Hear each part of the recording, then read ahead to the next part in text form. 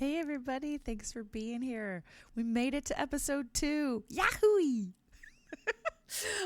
Today we're talking to Craig Klonowski. He is an all around great human being, and he's a composer, a performing artist, an educator, and you're going to hear all about him. Let's go! Let's do it!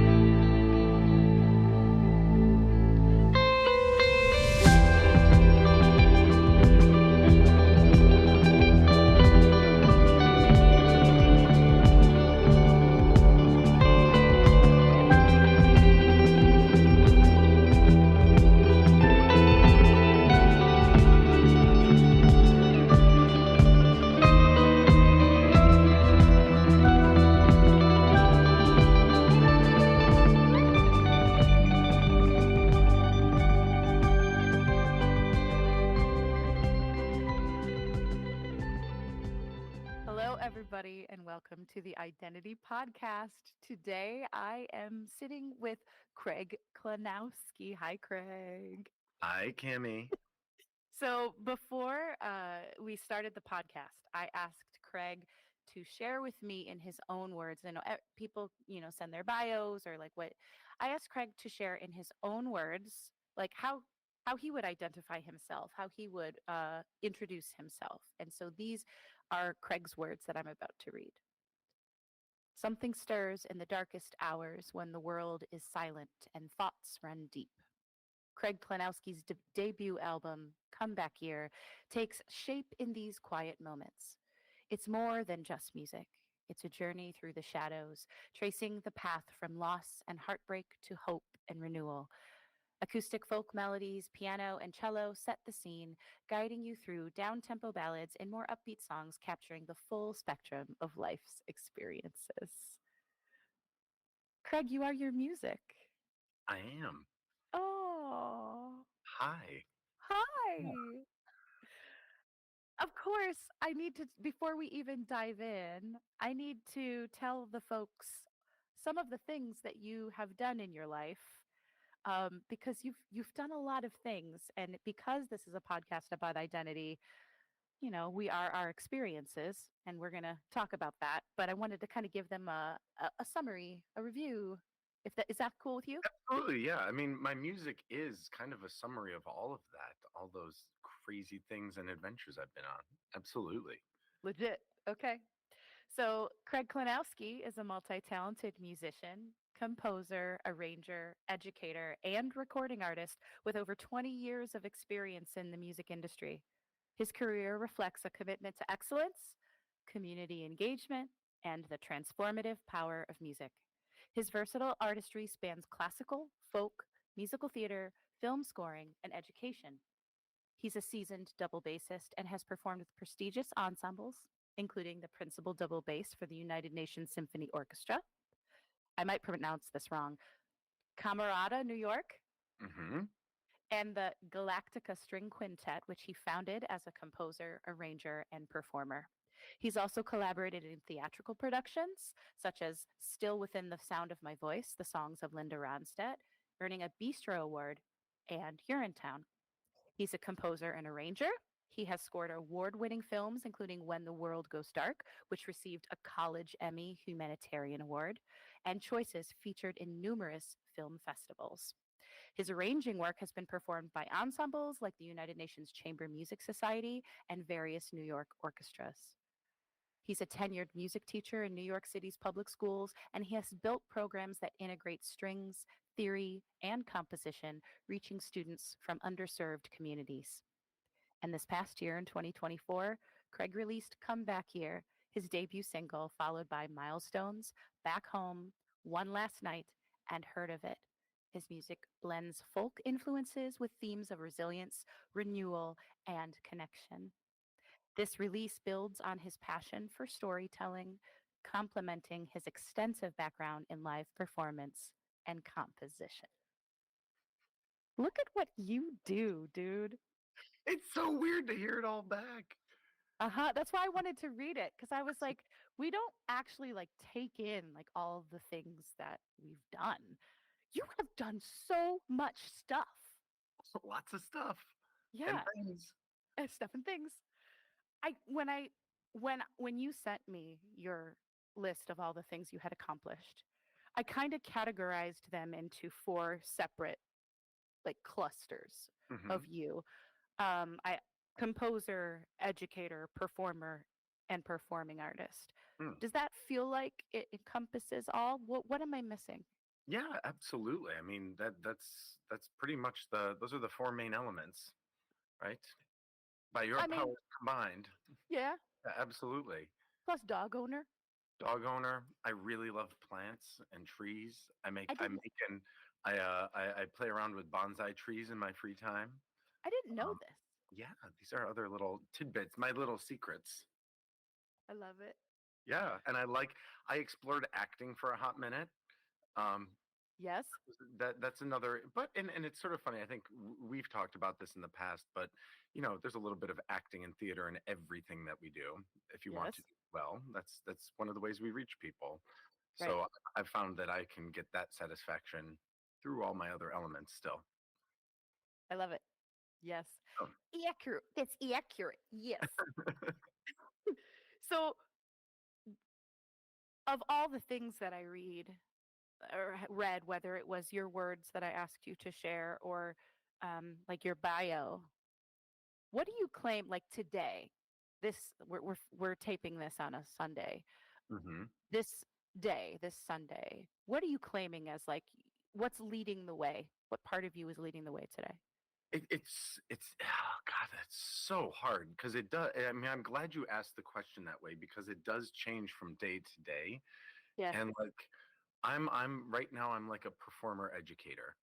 Okay. And I list them in that order. I'm really working on this, like seeing myself as different things, right? And Yeah.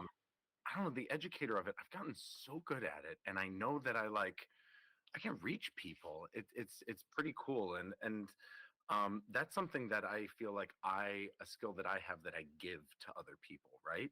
Yeah. And performing and recording and creating music is something I start by doing for myself.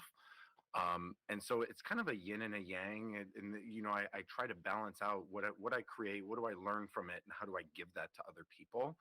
Yeah. And you're talking about these four main roles, and it kind of distills down to those two things. I think we've talked in the past about being, the line between being a consumer and being a creator. And each of those roles kind of does a little bit of both. Yeah. But right now, I'm really proud of my education stuff that I'm doing. I'm doing really cool things with people of all different ages, and I'm really proud of the stuff that I'm making. I love it. I feel like of the four kind of like roles categories that I kind of like pulled out, they all feel tied to like your creative self. Absolutely. Like, are you? How do I put it? Like, how do you fuse that with all the other parts of your life? How do you fuse it with all the other parts of your life? I don't know if I'm even asking that. I'm not sure I Well, understand the question. yeah, like, do you bring that into other parts of your life too? Like when you're not a teacher, when you're not creating music? It's like impossible not to. It's sort of a thing about who I believe I am, I guess, is like I'm like as much as you say, like I put on a hat, right? I'm a Yeah, teacher for the moment and I put on yeah, but none of those other things goes away at any time during any of the other situations. They're all bubbling and boiling on the back burner. And yeah. every once in a while, I need to grab something out of that tool bag. And so I'm like, oh, wait, I need to be a teacher for a moment. Mm, And so, they're each a pillar that holds up sort of the whole personality, and when one is in the foreground, the other ones are all there still making that able to, to be delivered. Yeah. So like That makes while I'm teaching, there are moments where I will just suddenly like make up a song for the kids and like it'll help them to learn, or I will do some silly little dance just to distract them and throw them off and bring them back in and get focus on me for a moment. You know, like you have yeah. to grab a like I know this works over there. Let's see if it works here. And sometimes it does, sometimes Yeah. it doesn't. Yeah. And you know, it's a lot of trial and error. We've talked about a lot about how everything is an art.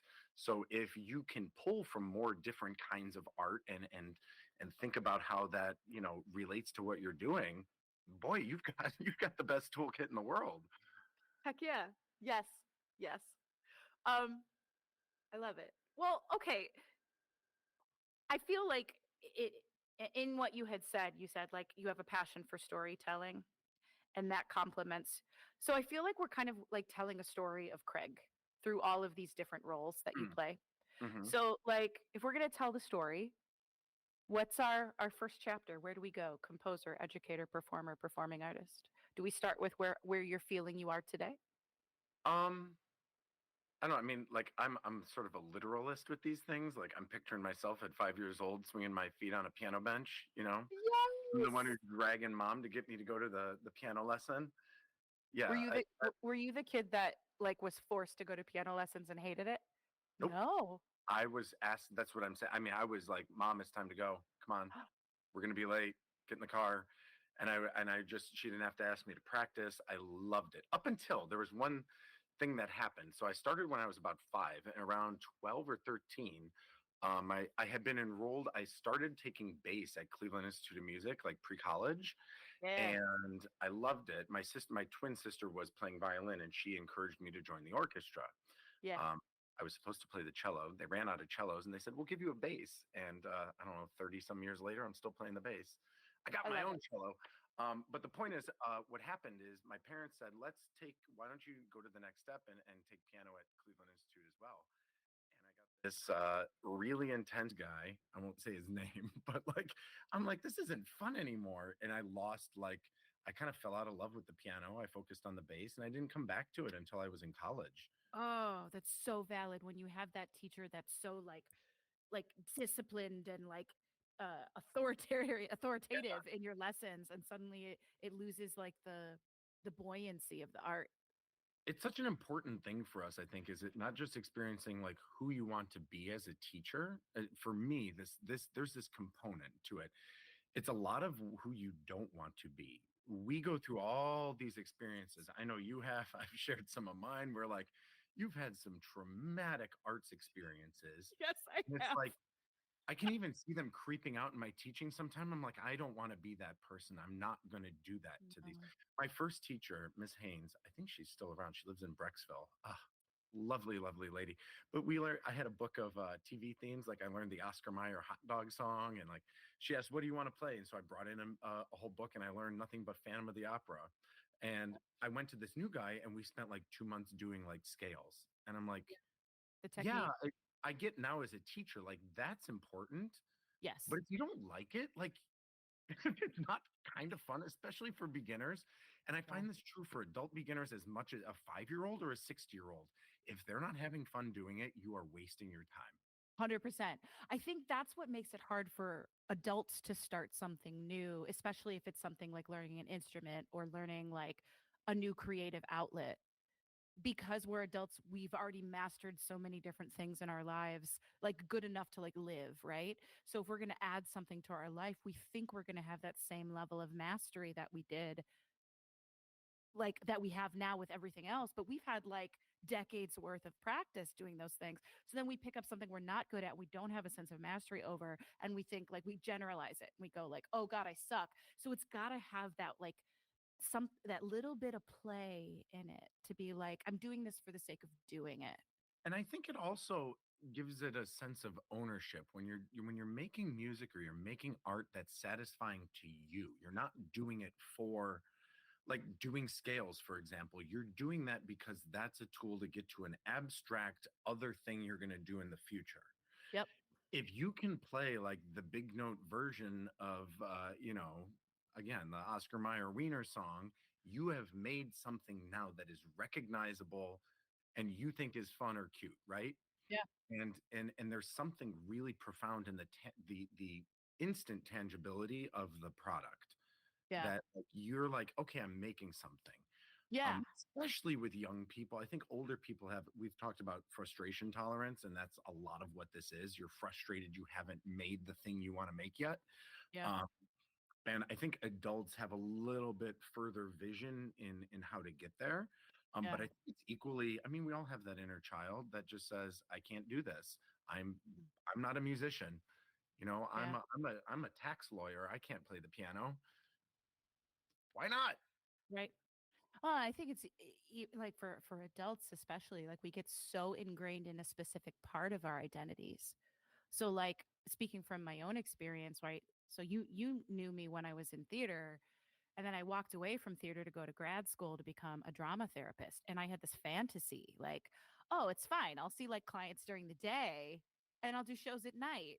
Like that's how it will work. I will have this whole life that's like blossoming with creativity and expression and helping support people through whatever they're going through using theater arts, but it's therapeutic and yeah. But then like the the the pathway to become like an actual licensed therapist is so intense that like it was all consuming, and suddenly everything is about the clinical work and like all these creative parts of me just fall away and it becomes so amplified. So then I'm like, I'm a therapist, and then it's like, wait a minute. Mm, And then, I mean, but I think you also, I've watched you enough that, like, those things are all there. They've just yeah, evolved into something else. I mean, because I went yeah, through the same process. I've talked about the idea you go to music school and it's very definitive from the moment you take the entrance exam. Are you performance or are you education? right, Those are two. They're like, you have to choose a path and go down that one. yes, And I chose education because I believed that I could still be a performer. And kind of like you, I'm like, oh, I'm going to go to New York City and I'm going to, I'm going to teach by day and I'm going to do auditions and play in pit orchestras by night. And like, it doesn't work that way. So then you find ways of making it work together. I do shows at my school. I teach kids how to, I had them sing like their own little cabaret songs, or like, you find a way to fit it in. And then finally, when you get comfortable enough, like, you're making a podcast, you are making something, you are creating something new, you finally get to a point where you're like, no, I can do this. mm-hmm. And it does, they all these elements start to come back together. Things that, like, you asked me that question, how do I identify? I'm all of those things. Yes, you like you it's focus on not one an at a time, but yeah, it's not an or, it's an and. yes, Like it's all. And yeah, they don't fall away. Like, of course, like the longer you're away from a particular part, the more like the skill sets fall away, but they yeah. don't fall away for good. Like, I mean, my music training is as a vocalist, so like all of my music skills, my music theory, my music training is like where like placement and like resonance and like what is my range and like where is my break and like how do I use my mix and all that kind of shit. But like I thought, like, rewinding back a year when I was doing the identity project and I did that final thing and I was like, okay, well, I'm going to sing that. I'll do something that I have mastery over, but I hadn't actually practiced the thing I had mastered decades before. So I was like, oh my God, I suck at the thing I had mastered. Now I suck at, oh no, I'm terrible. But it's really about like, oh, like, can you sit with where you are now and actually give yourself space to find those parts of yourself again? Like finessing them and tending to them as if they're like a young part of you. Like, it's okay. I got you.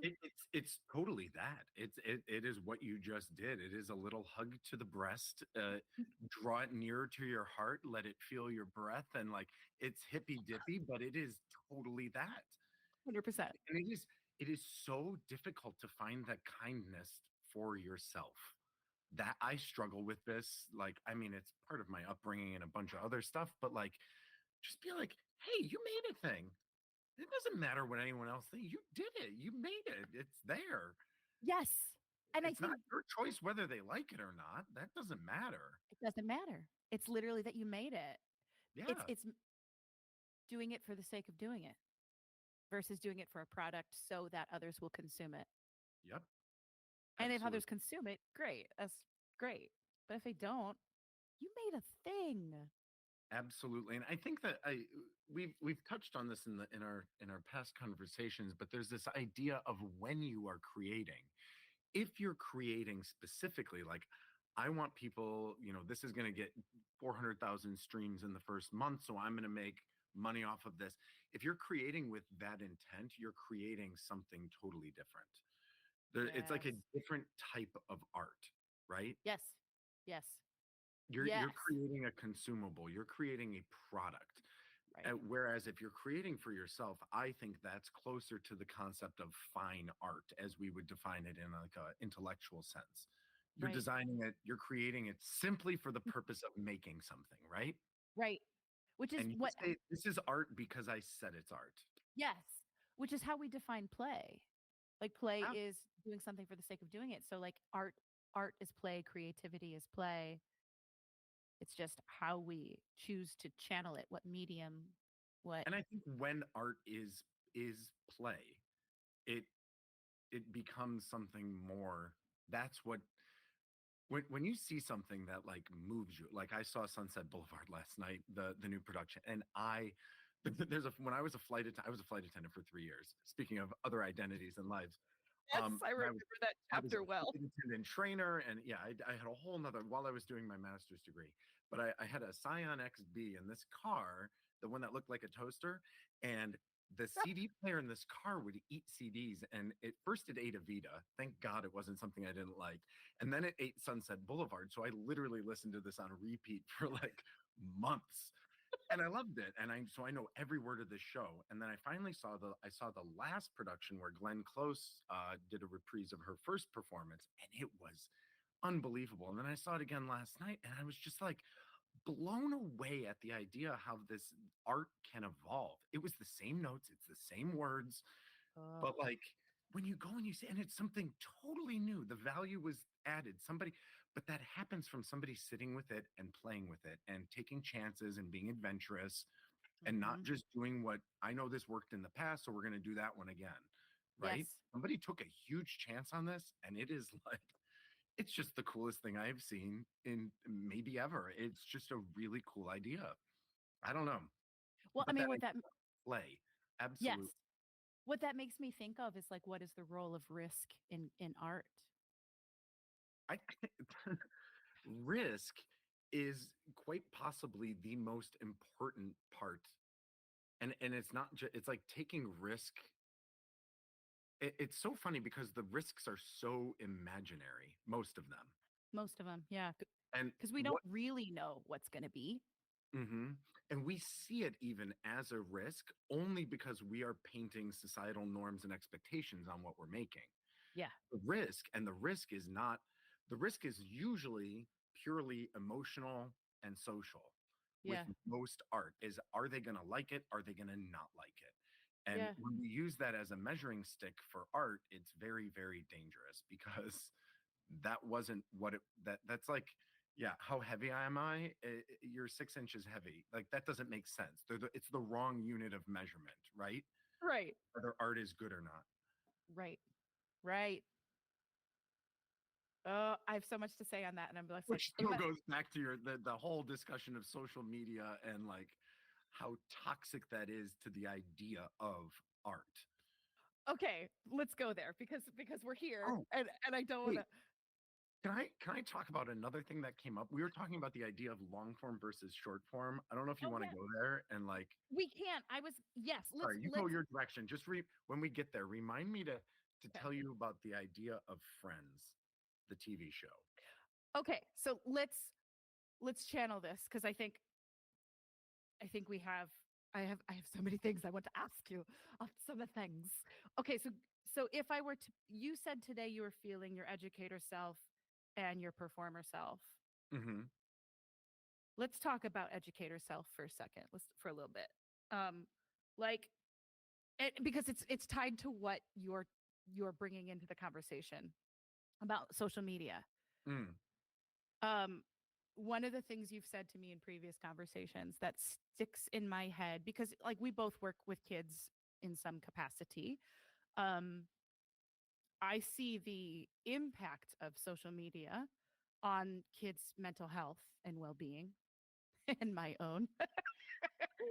Yeah. I mean, I think that's so important is as we are talking about this, we are experiencing that through a completely different lens because we grew up without it, Yes. right? We know a world as a child that if you wanted to play, you went outside and found friends. Like Yes. that was a whole nother world. Yes. And you're watching kids who they're not going to get that experience. And so we're watching them through a very, very specific lens. Yeah. Which is an interesting concept as an educator today because you had the experience of being exposed as a younger child. I mean, going out into the world and playing and creating in your own world, but also creating art as a child, going to lessons as a child because social media wasn't a thing. So you just create, do Right. whatever it is.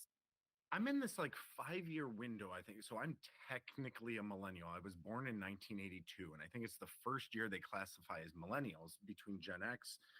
And there was this, I've talked with so many people about this idea is that like when I was in middle school, it was kind of a new, but it was a mandatory first for the first time. And within about 2 or 3 years, we had to turn in our papers typed, right? But it was this weird time, like we didn't have at-home computers, so I would go type my paper at the library on a typewriter, on like a Uh-huh. word processing typewriter.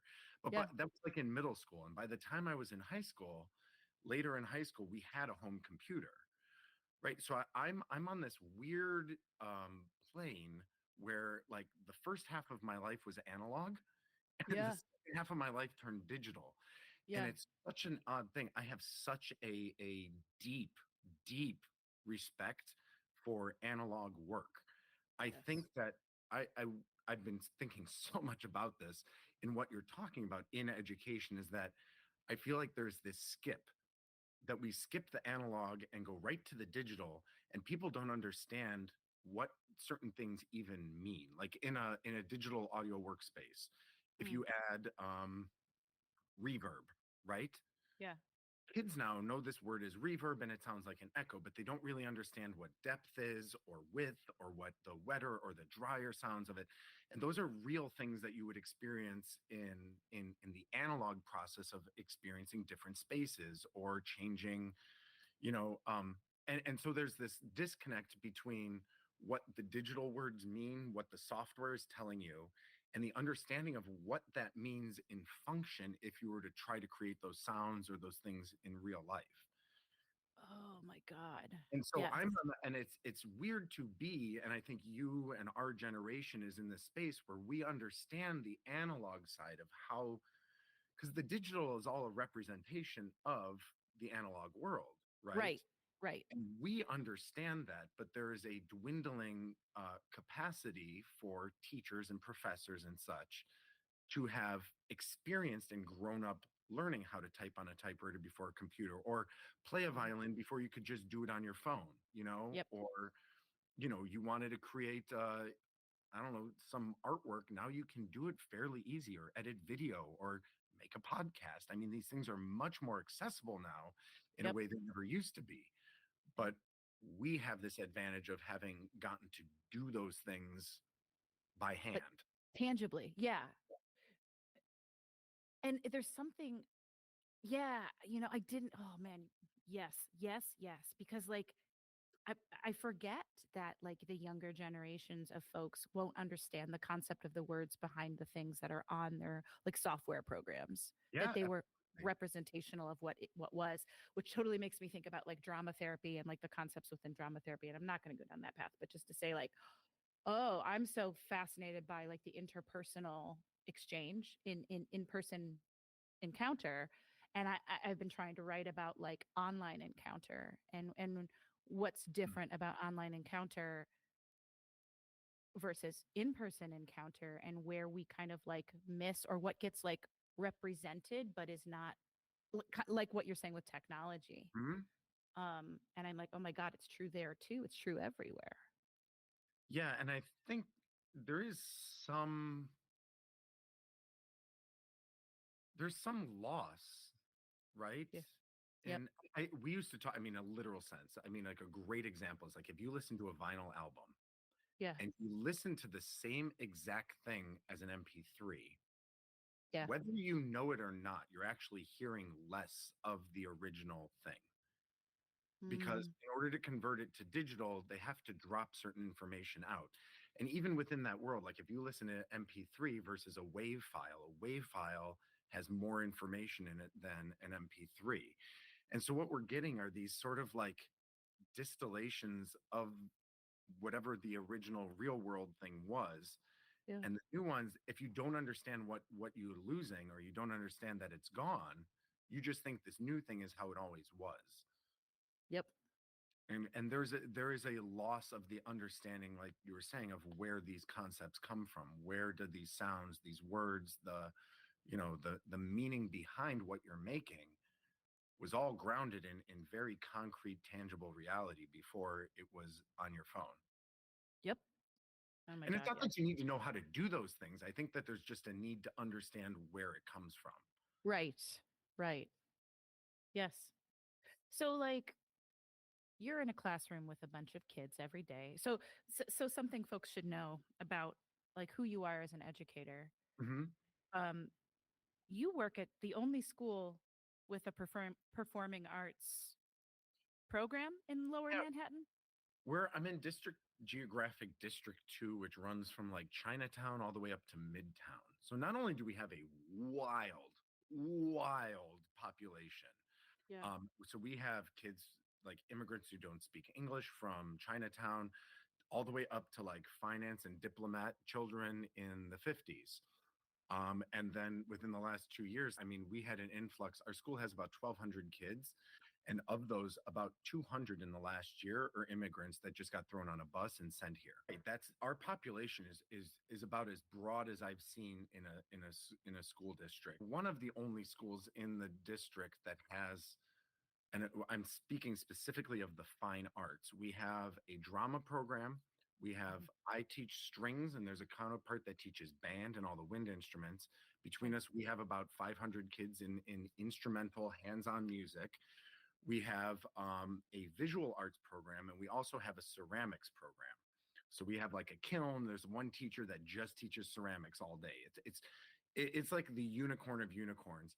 And on top of that, we have an administration who respects the arts, which I think is the key. So Mm, our school is really unique. Most schools will schedule the kids English and math and science and social studies, and then say, where's the room in the schedule? Oh, the math teachers need a break at 2 o'clock. So let's send them to music, right? okay. So Yeah. we end up being the babysitters so that the and I'm using quotation marks, real teachers can have their break and then we get the kids back, right? That's how most schools in the city operate. At our school, they actually they let the kids choose. They actually are electives. The kids choose what they're going into. And once they select their elective, they build the rest of the schedule around that.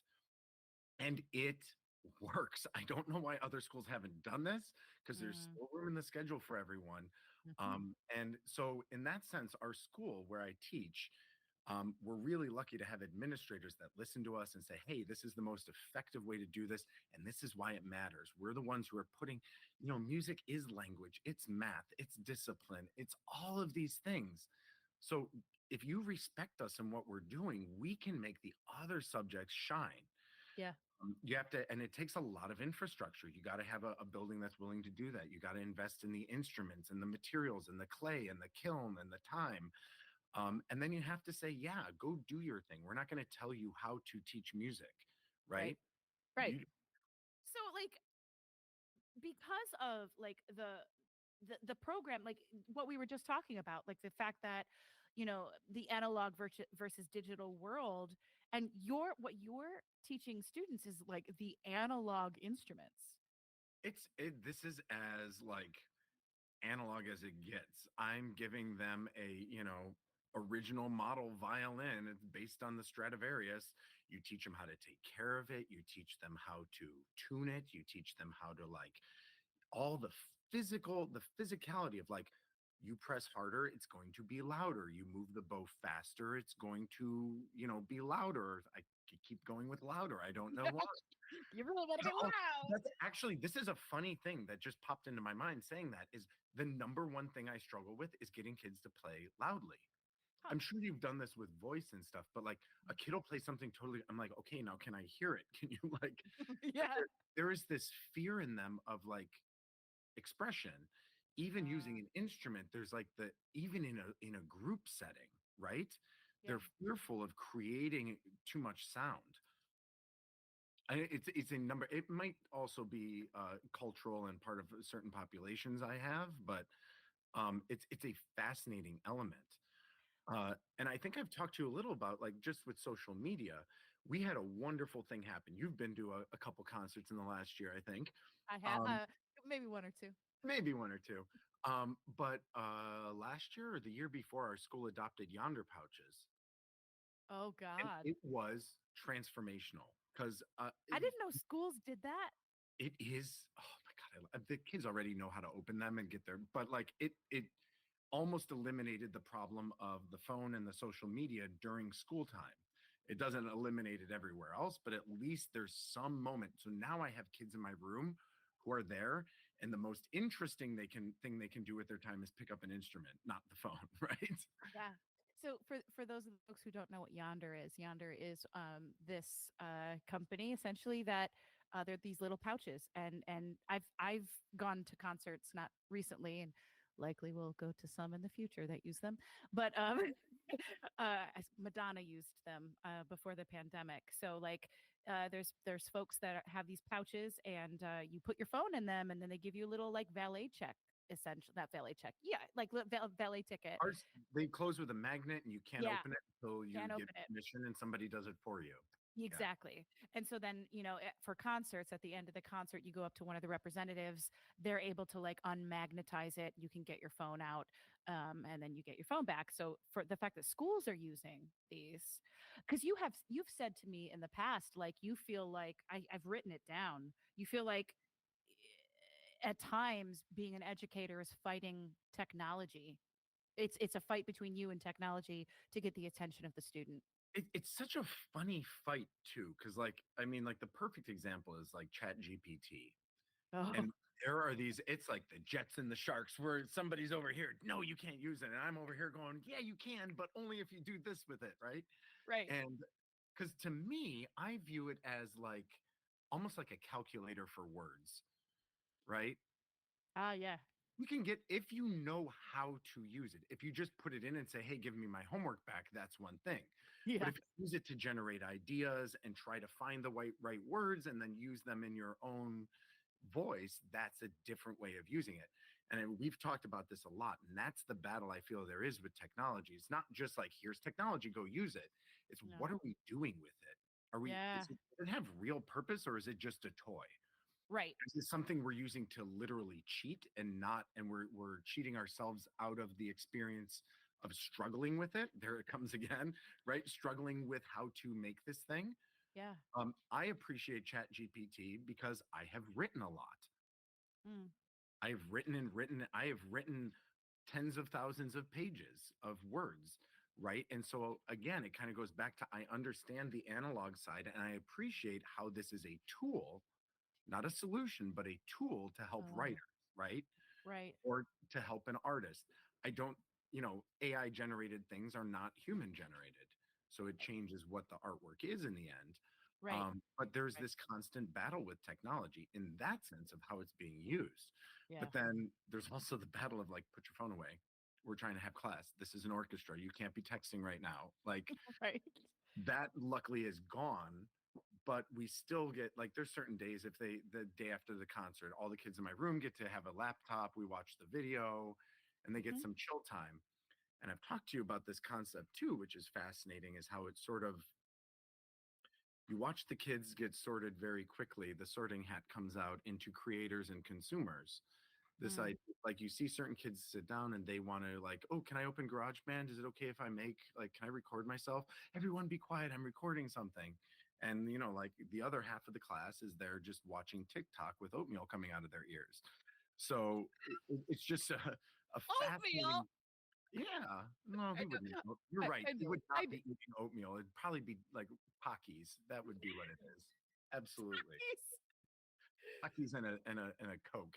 But yeah, the oh god. So that there's so many layers to this because like okay, so yeah, the division between creator and consumer. My mental health part of me wants to say like what does it do to the mental like what is the mental health experience of the consumer versus the creator? Right.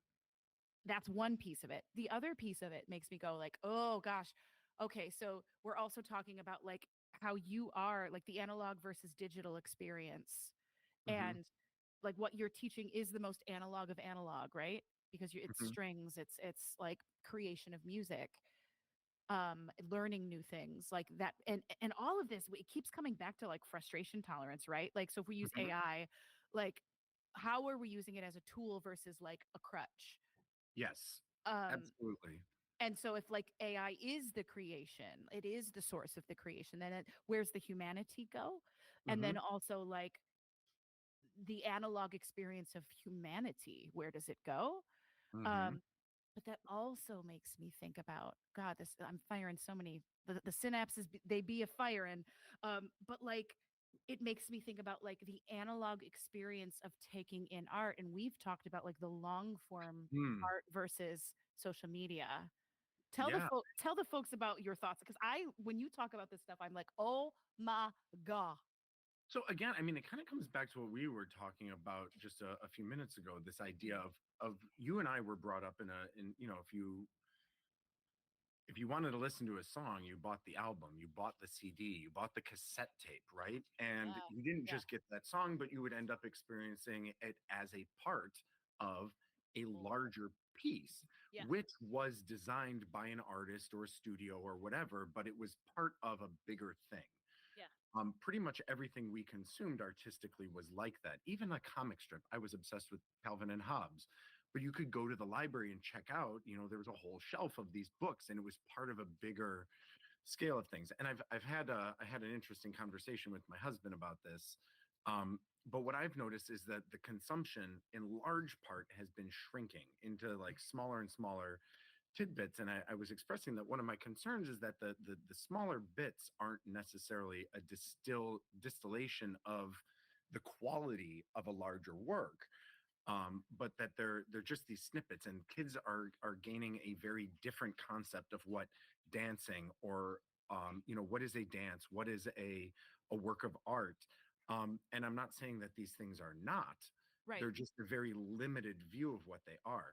And this was really fascinating to me though, which was the flip side of the coin. I was talking to my husband, and he was talking about binge watching things, Uh which is huh. something that we can do now because of the same technology. And this is what I was going to bring up. Like, I can't tell you how many kids have come to me in the last couple of years and have suddenly watched 10 seasons of Friends, right? And they did it in Oh, a week over break. What took us 10 years to consume, a kid can sit down now and do in a weekend. yeah, And it like that idea kind of also blew my mind, but only if they have to be like led to it, right? There has to be some incentive to go consume that much. right. And on the same side, I think they're more limited. We talked about like Wagnerian scale, like art creation, art for art's sake. The artist that creates the theater and the costumes and the entire production, they are the mastermind of the whole thing.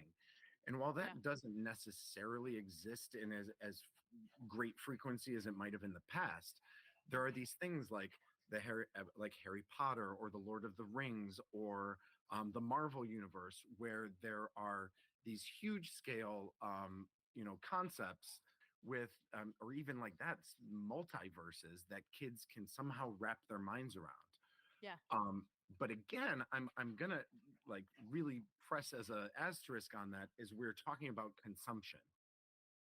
Yes. It's consumption of those things. The creation of those things is now, like, if you think of the Marvel universe, I mean, we're talking about hundreds of thousands of people that Yeah. go into creating this product. Yeah. Even like the Harry Potter world was mostly created by one person at first, Right. but Right. within two or three books, I mean, it was an entire, again, capitalist industry, right? Creating Right. this. and it changed what the art was. It changed it into something sellable. Right. So then where does the role of risk? Well, the risk to me in those franchises and things, the risk becomes making art that is art, not something that's going to please the masses, right? Mm, You're making it because I think this is good. The character is supposed to die here, right? That we don't kill off characters in most of our stories. Oh, I know that's going to be the main character because somehow he survived that situation. right. But like there's been some. I think a great example was Game of Thrones. Part of what made it magical is like in the first episode, they spend all this exposition introducing you to this character. And the end of the episode, the character gets killed. And you're like, wait, you're not allowed to do that.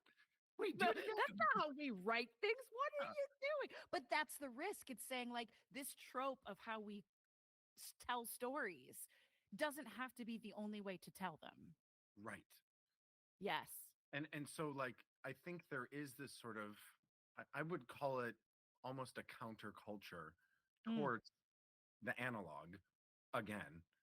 Like yeah. I have kids who are excited because they got a new album. There's kids who are buying vinyl. They're 10 and they're like, I got a new album this weekend. Or like, a kid came in the other day. He's like, I got a new ocarina. And I'm like, what?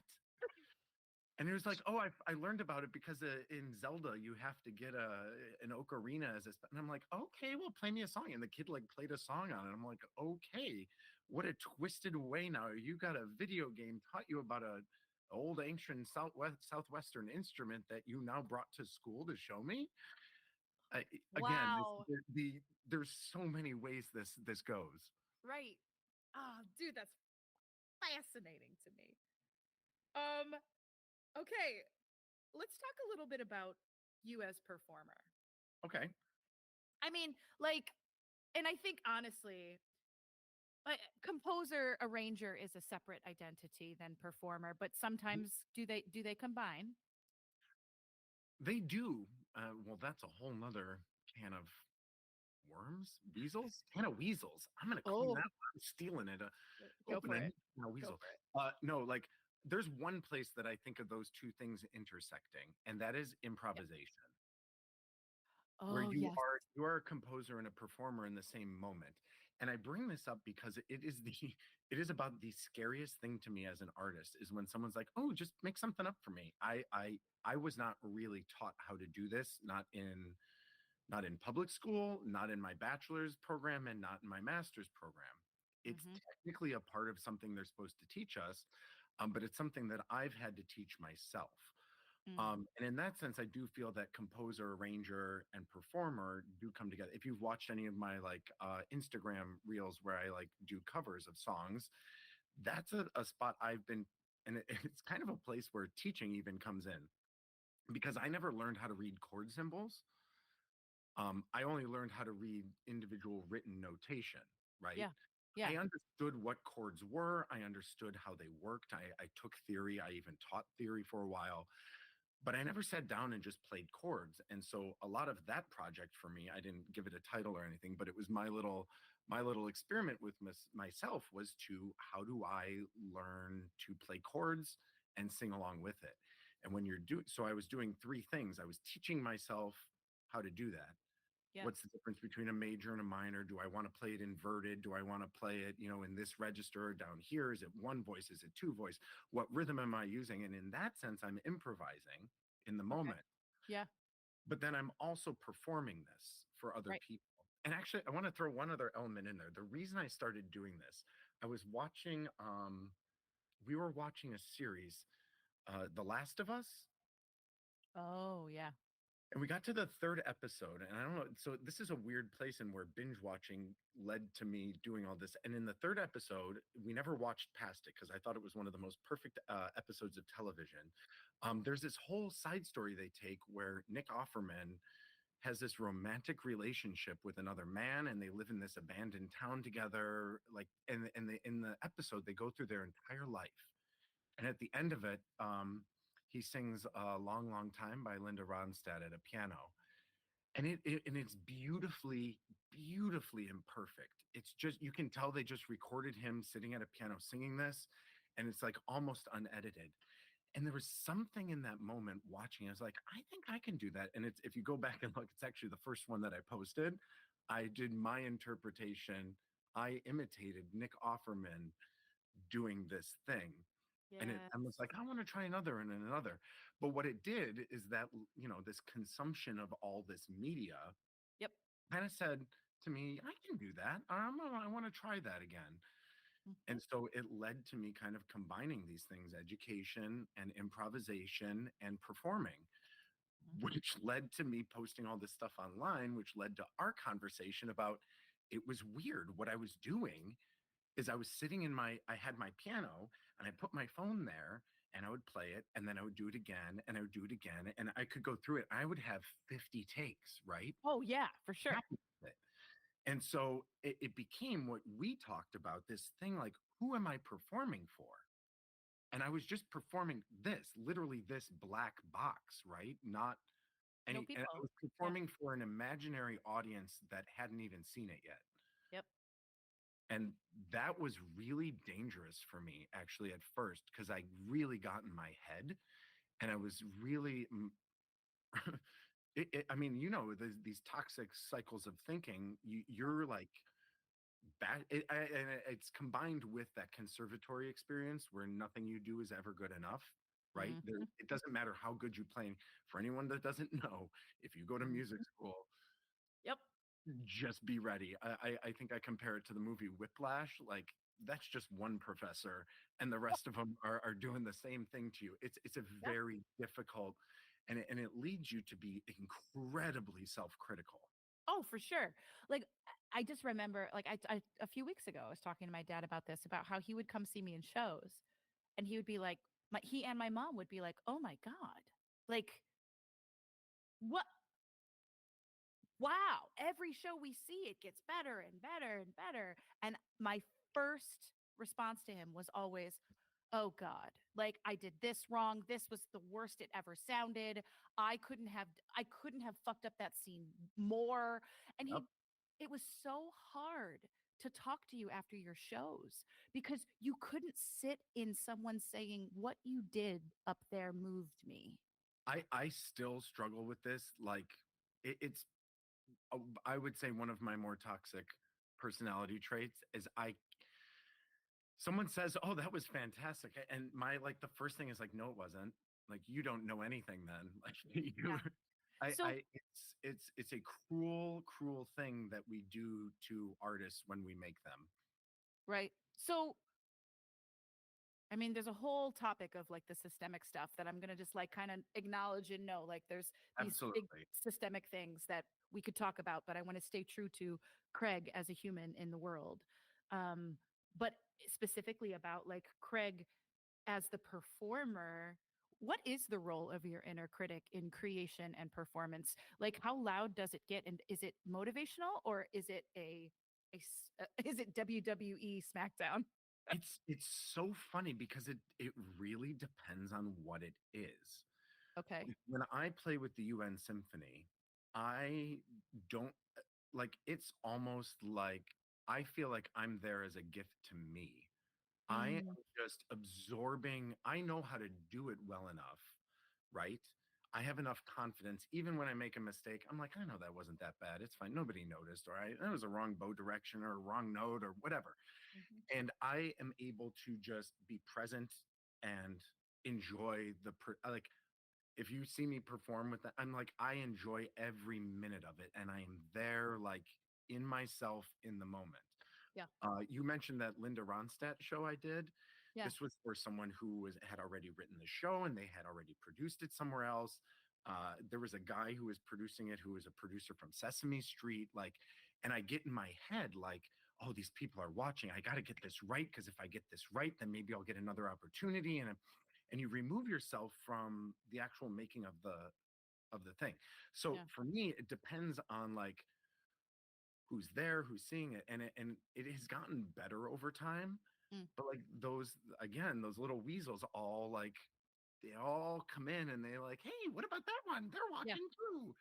Yeah. Well, and I think too, like, yeah, like coming up in the universities, the conservatories and all those places, It's like they might be those people's voices, like the teacher that's like the authoritative teacher, that piano teacher that you had that was like, no, we're going to do scales for like a year. Like, and it's so interesting because it's all about balance, right? It's like you must have the technical skills in order to be able to complete the task, but you also have to be able to find the emotionality. You have to be able to connect with it, not just emotionally but spiritually, internally.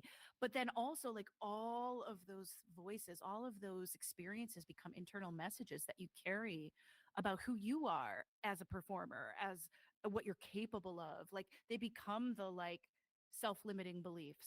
I mean, like, I don't and we've talked a little bit about like I don't, well, I say I don't perform, and yet, yesterday I was sitting there telling somebody else, like, well, if you directed this show, I would audition. Yep. You can't. It, I think once you get a taste of it, it's with you forever. Forever. Like, You it's just that I haven't done a thing, but it doesn't mean I'm not, like we talked about that at the beginning of the podcast. Like, That's you it know, reminds me of in Evita, there's that line where she goes, "They called me a whore. Can you believe they?" And the guy responds, he's like, "I'm they still called me Admiral even though I gave up the sea years ago." yes. It's kind of that. Like, Favorite line in the whole show. It's so snarky and it's so true. But it's uh, just like, yeah, you still carry, like, whenever I'm sitting with clients and we're talking about trauma, like, we talk about, like, the developmental age and the chronological age at which they were when the trauma happened. But they are not only themselves today as them at, let's say, like 35. They are that they are them as 35. They are them as a 25-year-old who was just coming out of the trauma and realizing, like, what am I going to do with this? They are them as a 35-year-old and a 15-year-old who was navigating the world in a confused way and didn't have any guidance or leadership. They're the 5-year-old who wanted to play and was told to, don't cry or I'll give you something to cry about. Like, all of those things, they are all of those experiences. And then there are a 35-year-old performer being told, like, well, express your inner world through the piece. And it's like, well, do you know what my inner you world sure you is? want that? Yeah, are you sure? Because, like, there's some stuff, bud. Yeah, it's a little heavier than you think. And I'm like, give me the dark, give me the Like juicy. What's there? Brahms' Lullaby, the emo punk version. Oh, I would eat that shit up. Yeah, right. Oh, it's so true. I kind of think of it as I'm like this is the conductor in me. It's just nothing but analogies. But Mhm. I think of the like if you're a Mac user and you go to the when you have to go to the oh, what do they call it? The time machine to find your old because you messed up some file and Yes. you see this like there's like you can go all the way back in time, but it's all still there. And it until I like click on that button, I'm like, oh my god, it is all still there. And I Mhm. always I always kind of feel that way about it's all still here. You just Mhm. tucked it away somewhere. Exactly. Exactly. And, the body keeps score. The body remembers. Um, I don't know why I said it like it was sultry. I'm talking about trauma, and I'm all like, trauma. You went on the NPR on me there. Welcome to NPR. I am your host. Um, okay, so like, okay, so as a performing artist, like, so you're a performer doing, you're stepping into these like parts of yourself that you've, like, it's a gift to you to be a part of the symphony. But then you started saying, like, what else? And what else? That's my favorite question. And what else? And you decided to impersonate this performance from this show on, and put up a video online. And then that grew to, what if I, how did it get from there to saying, how do I keep expanding this and stepping outside my comfort zone? Oh, I think I'm going to record a song. Well, it's a long, long road.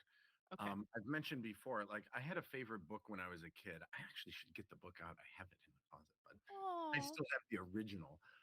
It's falling apart and held together with a binder clip at this point. But around 2014, it was kind of a what else, and tried my hand at composing music. I had composed a bunch of stuff for these short films. You know Rick Hamilton, right? yes, I do. Choices, the movie you mentioned early was by him. That's Rick's movie? A bunch of those film scores I did were for him. It was only the same. See, people don't understand. Kim and I met doing the show Cabaret, And during the show, I met one of my best friends, Brad, and his husband, who became his husband. They met at the show.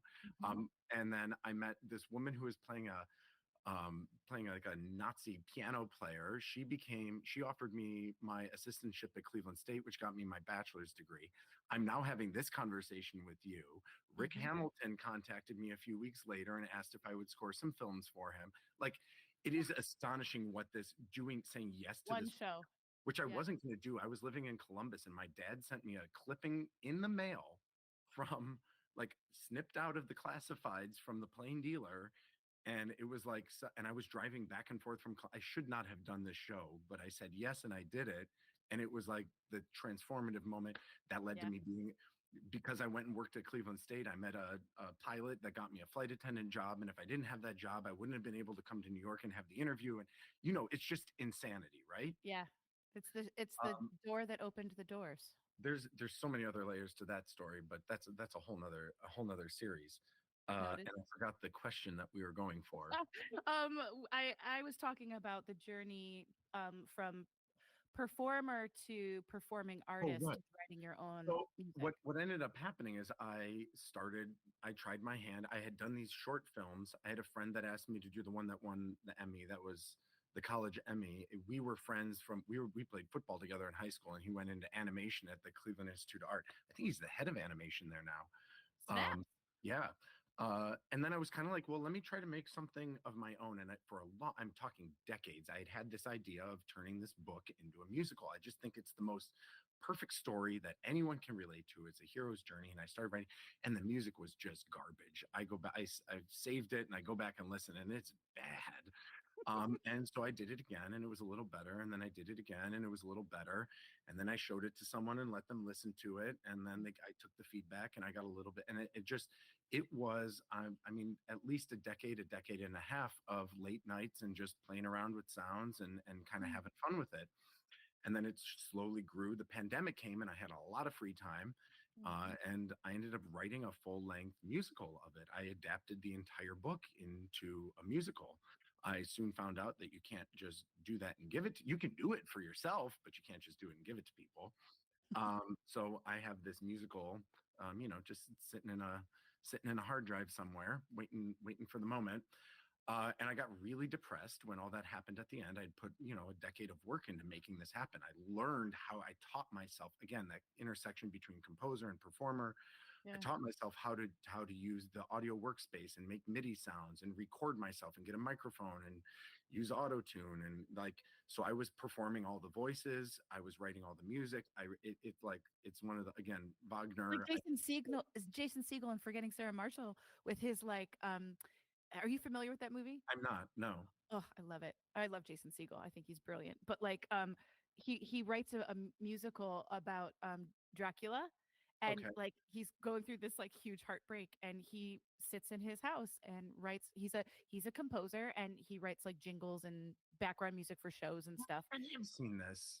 And yeah, Yeah, so he yeah. writes a musical, and then he finally gets to perform the musical, and it's like Dracula, and it's all him going through a breakup and Hmm. using the art as coping. Yeah, I mean, Everybody knows the scene of him showing full frontal, and that's why everybody talks about that I guess I movie. will have to go watch this Yeah. now. Yeah. Old. Um, yeah, and so I got to the end of that, it was really, I was really sad that like nobody was going to get to see it. Yeah. Especially, I think, writing in that genre and art form, I had written it with the idea of like I know what musicals mean to me. I know how you can use it as a metaphor for your own life, and you find ways of connecting and understanding yourself by consuming art like this. Yeah. And of course I want that and I want to share it with people. And my husband's like, just okay, set it on the side and go make something for yourself. If you can prove that you can make music, maybe someone will be more inclined to come listen to the other stuff that you've made. Mm. And it took me a few months and I was like, yeah, I can do that. And then I had this hard time because I was going to take all the music from the musical and like repurpose it. And I haven't quite gotten to the point where I'm okay to rip that one apart yet. Yeah. That's all sitting there. And I started making new stuff. I went through my old journals. I found lyrics and I just sat at the piano, and like my creative style was just mess around, and if I like it, maybe someone else will like it. And so I would come up with a melody or some chords, and I would build off of that. And then I went to therapy. I had I got to this point where I was really struggling mentally, and as a part of my therapy, in one of the early sessions, I got this piece of homework, and it was about expectations. Mm. What do you expect is going to happen in a certain situation or another? And I of course waited till the night before, and I didn't do my homework. And at the last minute, I was thinking, I had started this string quintet, which is another just throwing spaghetti at the wall thing I wanted to try. I love the Vitamin String Quartet, who Yeah. does arrangements of pop songs and stuff. Yeah. Because of Brad and Chris's wedding, I don't know Oh, if you yeah. know that, they bought me Finale, so I could start writing music, and I wrote all the music for their wedding. I wrote all the arrangements. I put the group to that was my first movement into, and they were like, it was Golden Girls, it was Yes. Wicked, it was, I mean, it was just the most fun thing. And I was like, God, I love this. And so I tried my hand at doing that here, and I hired people. I wrote, I don't know, maybe 30 or 40 arrangements. I had these menus. We're going to sell it for weddings. This is the gay wedding list. This is the, anyway. And it just didn't, it was too much, and I couldn't keep it going. And I got recordings. I've got, samples and everything. And I felt so embarrassed that I failed at this thing that I couldn't make it happen. It's still, again, it's another one that's just, it's sitting over there doing its NPC thing right in the background, waiting for someone to come along. And one of the cellists from this, all these people went on. The violist went, and she has a whole recording career. The cellist went on to play on tour for Waitress and on Broadway. He was self taught. Anyway, his name's Wow. Nick, and I was like, "There's no way this guy's gonna like want to talk to me because like." I wasted all of his time doing this thing, and anyway, I used that as my example for this therapy homework. And I Mhm. said, there's a, in my head, it was like, there's a 60 to 90% chance he's just not going to respond, and he's not going to want to talk to me and all this other.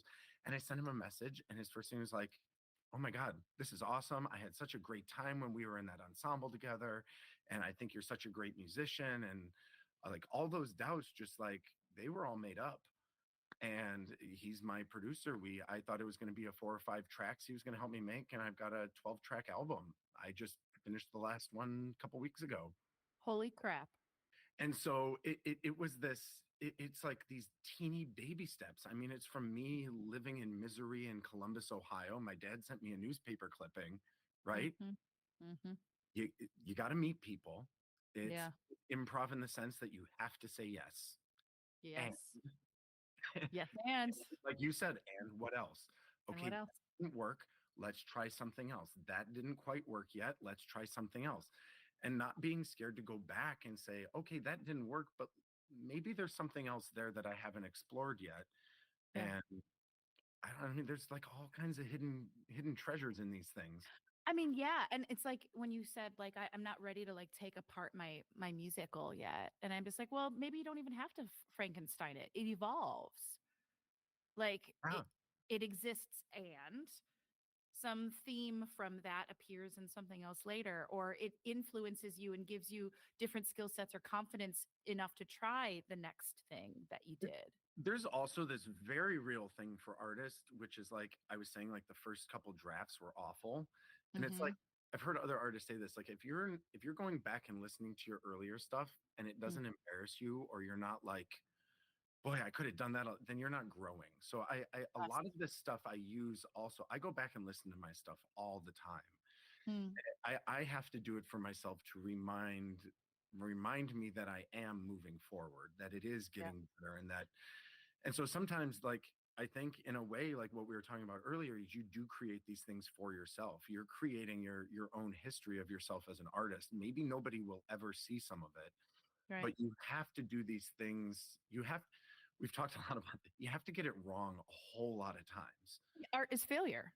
I mean, it's like if it was on a scale of 1 to 100, it's the Yeah, first 99 and a half times you're not going to get it right. And then there's going to be one that, like, nope, that's it. it was And that. then the next time around, you might get 95 of them wrong, and it's a little Hmm. less. And the goal, like we've talked about, is always towards progress. I think, and I kind of bring it back to that conservatory thing, is this idea, they instill this idea of you need to be perfect, Mm. right? Perfection is the only thing that is accepted. You will not get work if you are not perfect. Oh, And if you God. think you're perfect, you need to take a closer look. And it's like, so kind of retraining your brain to listen to the work you've done and notice that you're making progress. Yeah, it's Yeah. not perfect. And then also being okay, it's never going to be. Right. It's always going to be growing. I've talked to you about that moment you get the master back and you still hear things in it like, oh man, I wish that word was on a different beat. And it's like, nope, it's done. It is It's done. done. It lives there now. That's how it exists. And it's not perfect. And that's what makes it art. And that's what makes it beautiful. Well, going back to what you were saying about that show where you said it was like the end and he's singing a song and it's imperfect. I mean, Yes. that's where the humanity is.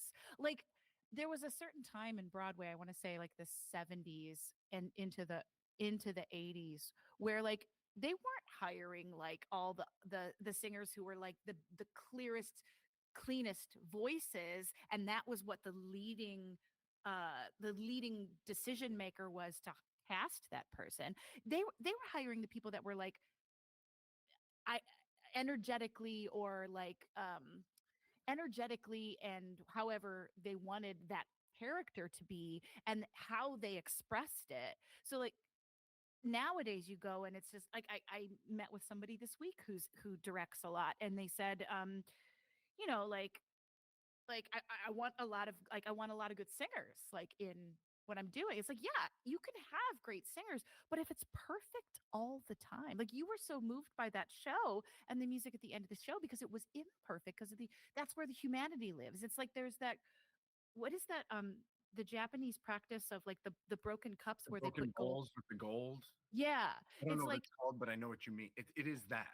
it's that. It creates the beauty in it and that's what makes us feel connected to one That's another is through these broken parts. speaking of, like, I love Tom Waits. A lot of people can't stand his voice, but there's something, and he plays out of tune instruments. Yeah. And another example is oh, why is it, who's Hallelujah? Um, Oh, Leonard Cohen. Leonard Koenig. He actually even has a line in one of his songs. It's something about the cracks are there because that's where the light comes in. Yeah, it's that Which just quote. reminds That quote. Yeah. and that but that's what it is, and I love the imperfections of these. I know I was just talking about Sunset Boulevard that I went Yeah, last you've night, got your but like playbill right there. it kind of, no, I pull it out because Nicole what is it, Scherzinger is Oh, playing lead, but she this is is? her, she's playing Norma Desmond. And what was interesting is this is her week off, so we saw the understudy, Yes. and I love I was, those days. and people are saying, well, aren't you mad you're not going to see it? I'm like, No. no, I want to see the underdog. I want to see the one. She's still a celebrity and like has done a bunch of other stuff, but it's like there's something about going to say this person only has a week to be the star, right, of the show, and she knows Mhm. on Monday the actual star is coming back. And but I don't know, there's something you get an extra little, a little, I don't know what. There's there's something is specifically with theater when you know you're getting an understudy. I don't know. I mean, I remember being an understudy like the day of my senior recital. So I was an understudy for a Great Lakes Theater Festival my senior year in college. And you didn't really like everybody's like, you won't really go on. The show only runs a month. It's Right. regional theater, whatever. You get your equity points. That's what it's all about. But then, like, the day of my senior recital, like, I had worked all year on like creating this show. My mom had made like 30 different kinds of like pastries and cookies for people for the reception to enjoy after my performance and I was going to stand there and like my first grade teacher was there, my voice teacher, my choir director from elementary school was there, like everybody was there from my life.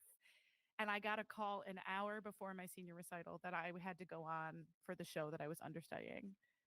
And I was like, this is the biggest day of my entire like collegiate career.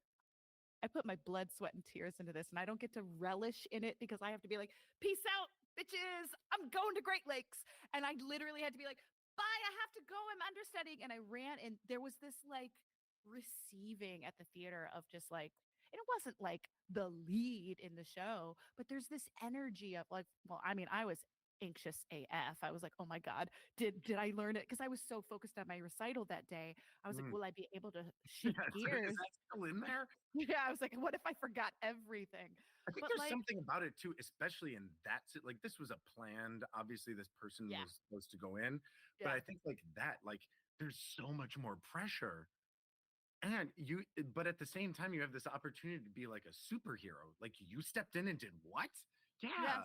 yes, And it's like, wait, me singing and dancing is that important to all of you? Wow. right. Yeah, I mean, there's Well, been times I've been asked at the last minute, like, hey, we don't have a bass player. Can you just show up to the concert? yeah, And I'm like, sure. okay, And it's such a cool experience because you don't know the group, you don't necessarily know the dynamic from that perspective. yep, And there you are making art. yep. So coming back to your performing self, because we got a little sidetracked, because I wanted to tell you the silly story of my senior recital. Oh, That's a great one. And also we've shared so many in our time, but like those only come from this. yes, Like, this is one of to me this like theater in particular is still just dirty green rooms and grease paint and like yes. smelly costumes and shoes and socks and like it's still rough. What you see is not what it is back there, right? No, no. I will Oh, never forget. I was still in high school, and I was the last seat in the first row for Kiss of the Spider Woman mm. for the tour, and I could see this was like the When you clinching see off moment the for me. wings.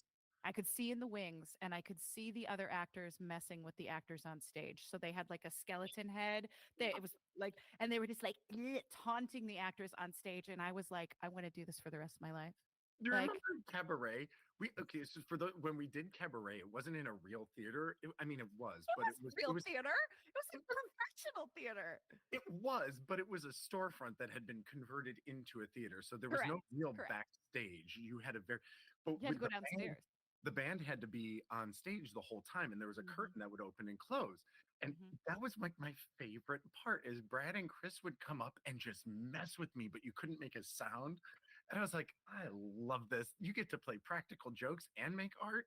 Oh, this is fun. It's my favorite. It's my favorite thing about performing. I mean, I love when there's a scene that I can pour myself into. Like I love Mhm. that. But it's also my favorite thing as an audience member to look for those moments, the cracks in the foundation of like, I know you're a professional. I know you're working your ass off, but there's your humanity and I love it. Oh, I do it at concerts. yeah. I mean, that was part of the reason why I went to so many concerts last year because or 2 years ago now. Oh God. Oh God. 2 years ago now. Because I was like, look at them doing the thing that I used to do, but they're in a different media. Like if you're in like a musician, a popular musician, but they're like mixing performance art with being a popular musician. Now that's interesting. And then also watching them mess with each other. Like, okay, yeah, crack the character, crack. Like it's my favorite. I was recently, and maybe we were even talking about this idea of like what happens when you join a show and how you like Mm. instantly are a family. Yes. Right? There's always a creepy uncle. There's like the aunt who like gets you drunk. There's like all the characters are instantly there. Yeah. And you like and you bond. It's such a like this and you have whatever, it might be a week, it might be a couple months, and Mm. there's an end date, and you know, Mm. like I have this long to be your family member, and then we'll see what happens after that. I don't know if we'll have Like, any family reunions. We'll find out. yeah, but like, there are certain shows like Cabaret, and I every single person that I have talked to that was part of that one in particular, Yeah. it was a transformational It moment. was though. I mean, that there was something very. I mean, we're all waxing poetic, everybody, about this show because so this was many years ago. It was 20 years ago now. Yeah, 2005, 7, somewhere in there. Yeah, 2005. Because 2006 is the year I moved to. Like, Yeah. oh my, Um. Yeah. oh So my 20 years ago. Oh years. my God. Ugh. Um. We were in the show, but it was. I know a lot of theaters do cabaret, but that specific production. It I was mean, You think about this like in the like if you're making a recipe and you put in certain every once in a while, it's just the right ingredients of Exactly. personality and people, Yes. and you get everyone like suspends their disbelief in the right way, and everyone's invested in the illusion, and you Yes. get this like magical little gem that you all get to carry with you on your next adventure. Yes. Yes. And nobody else gets to know that. Nobody, not the audience, no, No. unless you were in it. It's such a unique experience you get from creating things as a team. So that brings me to the concept of community. Like art forms and identity and community and the blending of those things. Because I think like with theater, i- it doesn't exist without community of some kind, collaboration with the other in some way, shape, or form. But then in your music making that you've made, like I know it doesn't, because you got done saying earlier, like, well, Nick is your producer's name. Yeah, Nick Anton, the Oh, best. so like you wouldn't be a recording artist if you and Nick weren't working together. But like the creation of the music, you can sit in your apartment and create your music and then bring it to Nick and say like, how do we evolve this? Whereas theater is an art form where it's just like, okay, we are creating this together. I feed off of your energy and that will inform how I am. Like, how does this like all of these different things that you've done, like where does your creative self feel most alive, like in different scenarios? I guess I don't know if it's the same or different. It's funny because I think you're touching on two separate categories of the same thing. Like Okay. when so like I was talking about my comfort in performing when I'm with the UN Symphony, right? Mm-hmm. We there was a moment in this last concert and we were doing some of Swan Lake, Oh. and there's just a moment I get to play the open E string on my bass. It's the lowest, like, and it's just like, and what you're doing in that moment is, and which I find this, if I get, yeah, if I've had a little too much and I'm thinking too deep on this, is like Tchaikovsky wrote this right in the mid 1800s. Like Mm. the Civil War was going on in America, which also is like just crazy. So, and here I am with this group of basically strangers, and we are recreating this idea that was in his head 150, 170 years ago, right? Yeah. So there is something in like recreating what something wrote. When you're performing a play like Cabaret, it was written, there are instructions given to you, and you get to do what you want with those instructions. And Mm-hmm. there is a sense of satisfaction in creating something that moves an audience, and you get to put your own little spin on it. And Mm. that is its own, like, I have, that's very comfortable to me. I love doing that. But that is most of what we're trained to do from an early age. You start with a method book and you are reading notes off of page, and that's right and that's wrong, right? And so that's this like one path of creation and Mm. consumption. Yep. And it's like, how close is that to the original? And if it's different, is it great? Like I was saying about Sunset Boulevard, I have this love for what it is. And this one that we saw was something totally different. And I loved it. It was a whole new idea of something that was very specific set of instructions. Yeah. And then there's the other side, which is sort of improvisation, right? Where you're creating your own thing. Or I guess there's kind of a middle of the road, like writing an album. I'm making this out of my history, my story, what I know about music, what I know about instrumentation, what do I like, putting my tastes on Yeah. it. And there is a satisfaction that comes from that that is just otherworldly. It is not the same thing as going on stage and performing a written work. So, and but then there's like there's a real weird side effect to that one is like once you make it, like at school, kids ask me to play the song, right? So now I am performing for my students a version of a song that I wrote down, right? So there's a whole nother level. And that is this like, I think it starts to get into this realm of what you're talking about is like, I'm getting feedback from these people that I really care about and I really care about their opinion. And it's Mm. strange because they don't have the same understanding of music and performance and composition that I do. So they're having this innocent sort of listen to it. And Mm. I get to perform my piece for them and hear what they think about it. And Mm. that is its own separate world of satisfaction, right? Right. Even when they hate it. And sometimes they do, and it is hilarious and I love it. We've talked about, like, I love when they hit it. So there's creating something for some that someone else made. There's this creation, and then we have these creations that we make just for ourselves. They're super private. They're all our own, and you don't give it to anyone else. And Mm, that, like, has so. And I think that's an important aspect. We've talked a lot about what is an artist, what is a musician. hmm. Any one of those, all three of those. There's other versions of it, Yep. and you have to, if you want to do that, then you find the corner of it that makes you really happy. Yeah. Yeah. I think, and it changes, right? So, like, at certain, Absolutely. because I think I thought I knew what my little corner was until I was like, what else is out there? Yeah. Oh, there's other things. Oh, I could do this too. Oh, I'm not good at this, but what if I get better at it? What if I just kept doing it and found out what happens? Because I don't know. I don't know what this pathway is. Oh, but there's something about like what you're saying, like the kids who don't have like earlier before when we've talked, you've said like how our generation experienced art, that way of taking in art is disappearing. It's gone because of the analog way of living is disappearing. And so like you're creating this like analog piece of art and sharing it with a digital age Yeah. human, digital age humans, and they're like, here's my assessment. So it's like building a bridge to, but I also think there's like something about like the importance of modeling in what you're doing. Yeah, I Be- think there's like you're kind of touching on an important aspect of this, which is that, like, I am a teacher, but I happen to be a teacher who does the thing that I teach. yeah.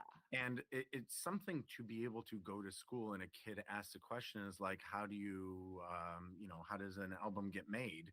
Hmm. And like 10 years ago, I couldn't have really answered. I could look it up and I could answer that question. But, I've managed to get to a place where I've gone and explored so many.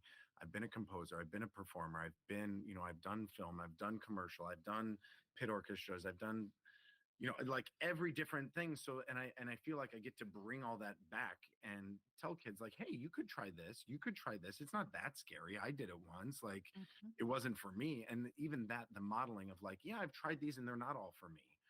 uh, Right. it's an interesting thing to get to do that to or for children, right? Right. I mean, it's for you and it's also for others because you have to be able to go through it first. So there's discernment, but you can't get to the discernment phase without actually sitting with the discomfort of unknown and the instability of it not being meeting your expectation. And you have to be able to sit in that discomfort long enough for it to either evolve or for you to say it's evolved and I like it, or it's evolved and I actually still don't prefer it and therefore I'm not interested anymore. And the modeling of that for kids, having kids watch an adult like fail. Yes, I so don't think important. adults let themselves do this in front of children nearly enough. No, they don't. I, there's this one orchestra I have at school, and this girl plays violin. She's played for like 8 years. Hmm. She's so good. I have kids that have played at Carnegie Hall multiple times in my class, and I will demonstrate something on the violin, and she just gives me a look, right? And I'm like, and we make a joke out of it, and it disarms it for the whole room. I'm like, I Hmm. don't know how to. I'm like, will you demonstrate it then, please? Because like, but watching an adult like not who's supposed to the children, you're their expert, right? Hmm. And to say I'm not, I'm an expert on a lot of things, but it doesn't mean that I know everything. Right. And making that available to any learner, kids in particular, is absolutely essential, particularly in the arts, Yes. because Because so much of it is about failure. and when you're if you are someone who chooses to go into a life of the arts, you have to be able to sit with it and be comfortable enough with it to come to a place of peace within yourself with it, because when you are faced with that authoritative teacher or the one who dismisses your worthiness of the art or the performance, you have to be able to withstand you've weathered your own internal thunderstorm, so now you can weather the external thunderstorm of somebody else's opinion. Yes, and that is, whew, just that, just that one thing. There's the Just key. that one thing, it's so easy. I Oh said it my, like a little bougie bitch. yeah, It's so right. easy, darling. Oh, You just say, "Oh, you're a thunderstorm." No, no, no, darling. It's sunny over here. Go fuck yourself. And that's the thing about that too, is like it gets easier, the Yeah. rejection and the failure and everything, but it never ever goes away. Oh yeah, definitely.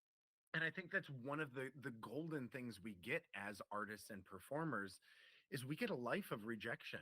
I mean, you get a life of learning, and the people who stop doing it and they leave, a lot of times it's because it just became something that was hard to deal with. And it is. There are times when it is overwhelming and seemingly insurmountable. How many Yeah. times, Kim, how many times have you said, I'm done? I'm never doing this again. I'm going to go sell shoes. Like, it's Oh, like, so oh, there have been periods where it's every day. you and me both. I mean, this week alone, I mean, I will release a song and then I will go into a tailspin of panic of what people are going to think about it. And like, or, Mm. we talked about expectations. Yep. I expect this song is everybody's gonna love this song, and nobody likes it. And then this one that I thought was just gonna be some trash I just put out because I'm like, I'll put that's out some the trash. hit? That's the hit? They like this? And that like it trains you to lowered expectations. Uh, Mhm. my older sister gives me all these little nuggets of wisdom, but one of them that she gave me recently is what is it? Expectations are just future resentments. I Yes, was they like, are. yes, if that doesn't apply to what we do, I don't, because when you put out in the world, you have, even sometimes as you're making it, when you know that it's going to go out into the world, you immediately start thinking about what people are going to think of it, Oh, of course. which I is the most dangerous aspect of being an artist Yes. because it doesn't matter. Well, well, It does, but it does. It does because you do want somebody to hear it and go, "Hey, yeah, I get it." Because I think at the end of the day, no matter what it is, art or just living, we want others to say, "I see you. I Mhm. see myself in you and your experiences, and I see you. I hear you." And I look all over the world. Like I hear it in therapy sessions with clients. I see it in art that I consume. I see it in um, conflict between people that, you know, it's, do you hear me? Do you Mhm. see me? And art is the way we navigate that when we want to know like just how others experience it. Like, do It's you get me? like an Do you get it? emotional translator. It like Yes. allows us to be like, this is how I experience this emotion. Maybe you do too. Yes. And It's like, like it might be song, it might be dance, it might be both. It might right. be a doodle, it could be anything, right? It could be fashion, it could be your hairstyle, all of these things. And I think the wider you open your mind to what art is and what expression is, it allows you to let more in. Yes. So we're talking about like what you model for the kids and modeling failure and modeling like risk because again, I'm just so these big like choice points keep popping up. I'm hearing risk, I'm hearing frustration tolerance, I'm hearing like connectivity and community and but connectivity with the other. Right. We're talking about you modeling for others. Who were your models for these Oh things? my God. Mhm. Well, my dad, who Mm, showed me every style of music. I'm going to talk mm, about, and there was another thing. So my dad went to school at Cleveland State as well. He got a degree in art, and he ended up working in mhm. a screen printing company. Okay. And then at some point, I was probably around the age of 4 or 5. He got fired, and my mom at the time was an aerobics instructor. She quit her job and helped him, and they started their own business. About 4 years late, they started from nothing. Someone set arson to the building, to the ground. Parents had to take a second mortgage. We lived off food and clothes from the city. Like it was, I mean, we were in extreme poverty. And they managed to rebuild the business and they went into a new place and the guys skipped out on their lease. So they moved into a new place. They did really well and they built their own building. They were like, okay, we're going to like really own this. They built the building and there was a sinkhole under it. So No, this can't be. What? the building is across from LTV Steel on Pershing Avenue and 77. It's pink. Go see it. Be careful in the parking lot. Um, and So like through my parents, I just I mean, resilience was the theme, right? They were Yes. not going to give up. But the other people, like, um, if I were to talk about like sort of media consumption as a child, Mr. Rogers was like, Mm-hmm. my God, even to this day, he's like, Yeah. I find him like just an absolute inspiration. Mm. But I had a first grade teacher named Miss Pillish. Miss Pillish used to walk about a mile to school every day. She always walked. She lived a few blocks from us, and she was so kind. I don't know if this was around the same time that my parents' building burned down. I don't know. Now, as a teacher, I try to imagine what she was thinking about me as a teacher.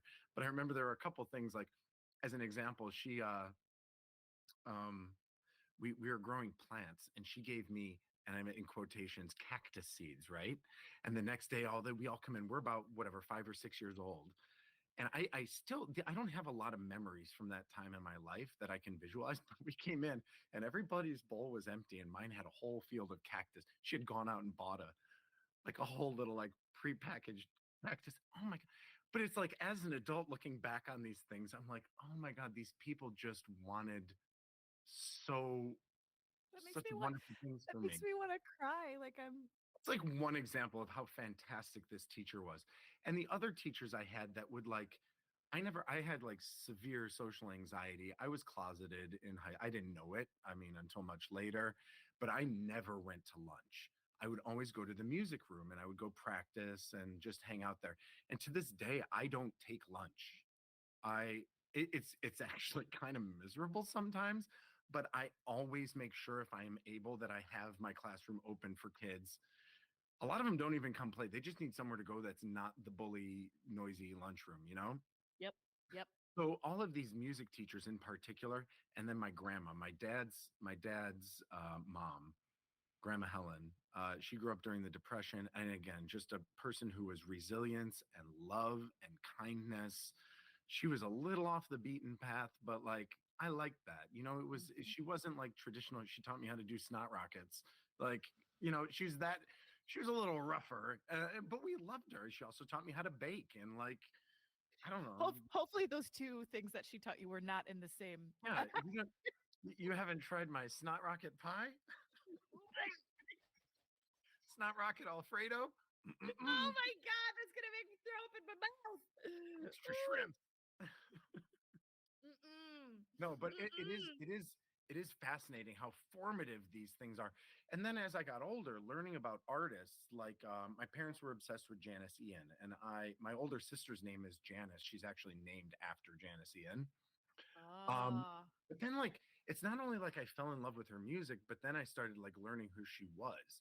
And she Mhm. was closeted and she had a manager who stole all her money and then like you see them still making great music and overcoming that. So I guess that's kind of another big theme for me. Ooh, did I just get a little Interesting. through? Is this therapy or a podcast? Hmm. You're welcome. You've been therapized. I guess like perseverance like that is a really important, and it really shows up in a lot of the music that I write. Is this Yes, concept it of does. overcoming challenge and particularly around relationships, the challenges and struggles that come from interpersonal relationships, whether with family, with friends, or particularly with lovers. Yep. Yep. I And feel like because those things all go wrong for everyone. yes. and Yes. and generally in only a handful of ways they go wrong, right? Yep. The source reason for that going wrong is different for everyone, but there's certain number of things that happen, and I feel like if you listen to enough music you get there. Actually, which brings me back to another important point, which is sad music. Yes. I've talked Yes. to you about this idea that kids don't really, there's always that subset of really sad kids, but like they don't like sad music. They only want to listen to the Wait, new banger, and your students don't listen to sad music. it's a challenge. They really don't like slow music and they don't like sad music. And teaching them how to listen, again, this is a frustration thing because sad songs in general take a lot more effort to listen to. Mm. You have to think. this is so funny because I've had to teach English so many times, and teaching to the test, not to bring it full circle back to where we were before. Yeah.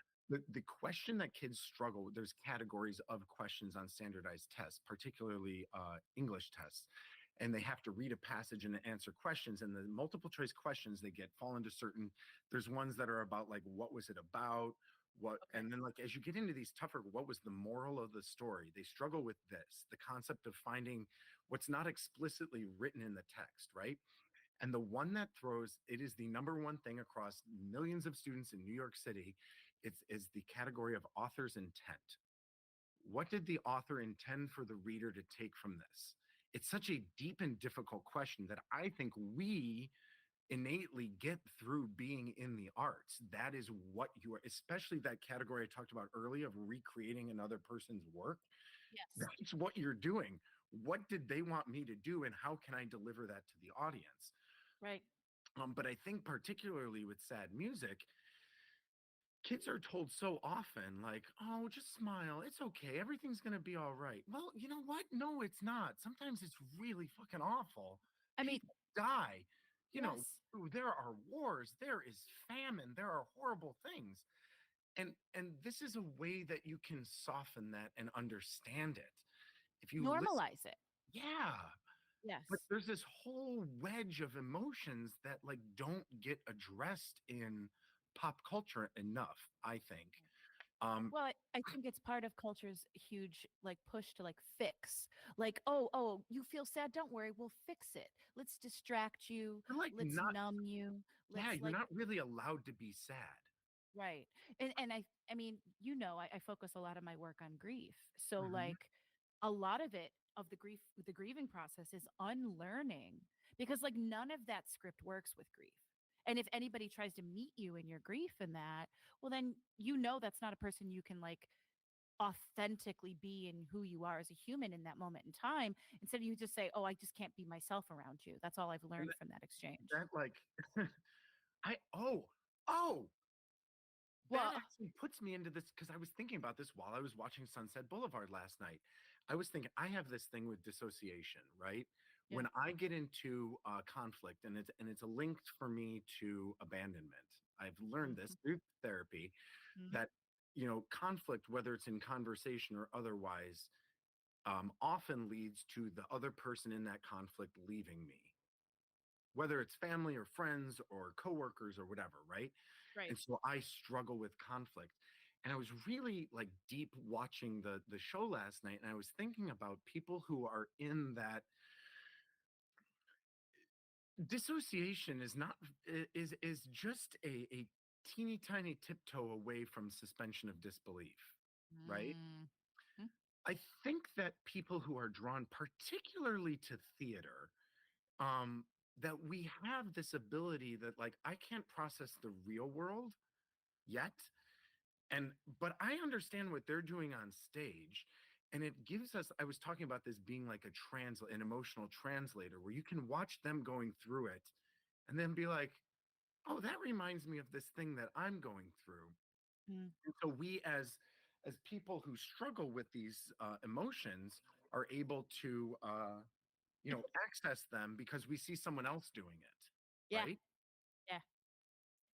I think that's like whether it's like taking in a piece of art or going to witnessing a piece of theater or listening to a piece of music, it gives us permission to feel the feelings that maybe we feel shame about feeling.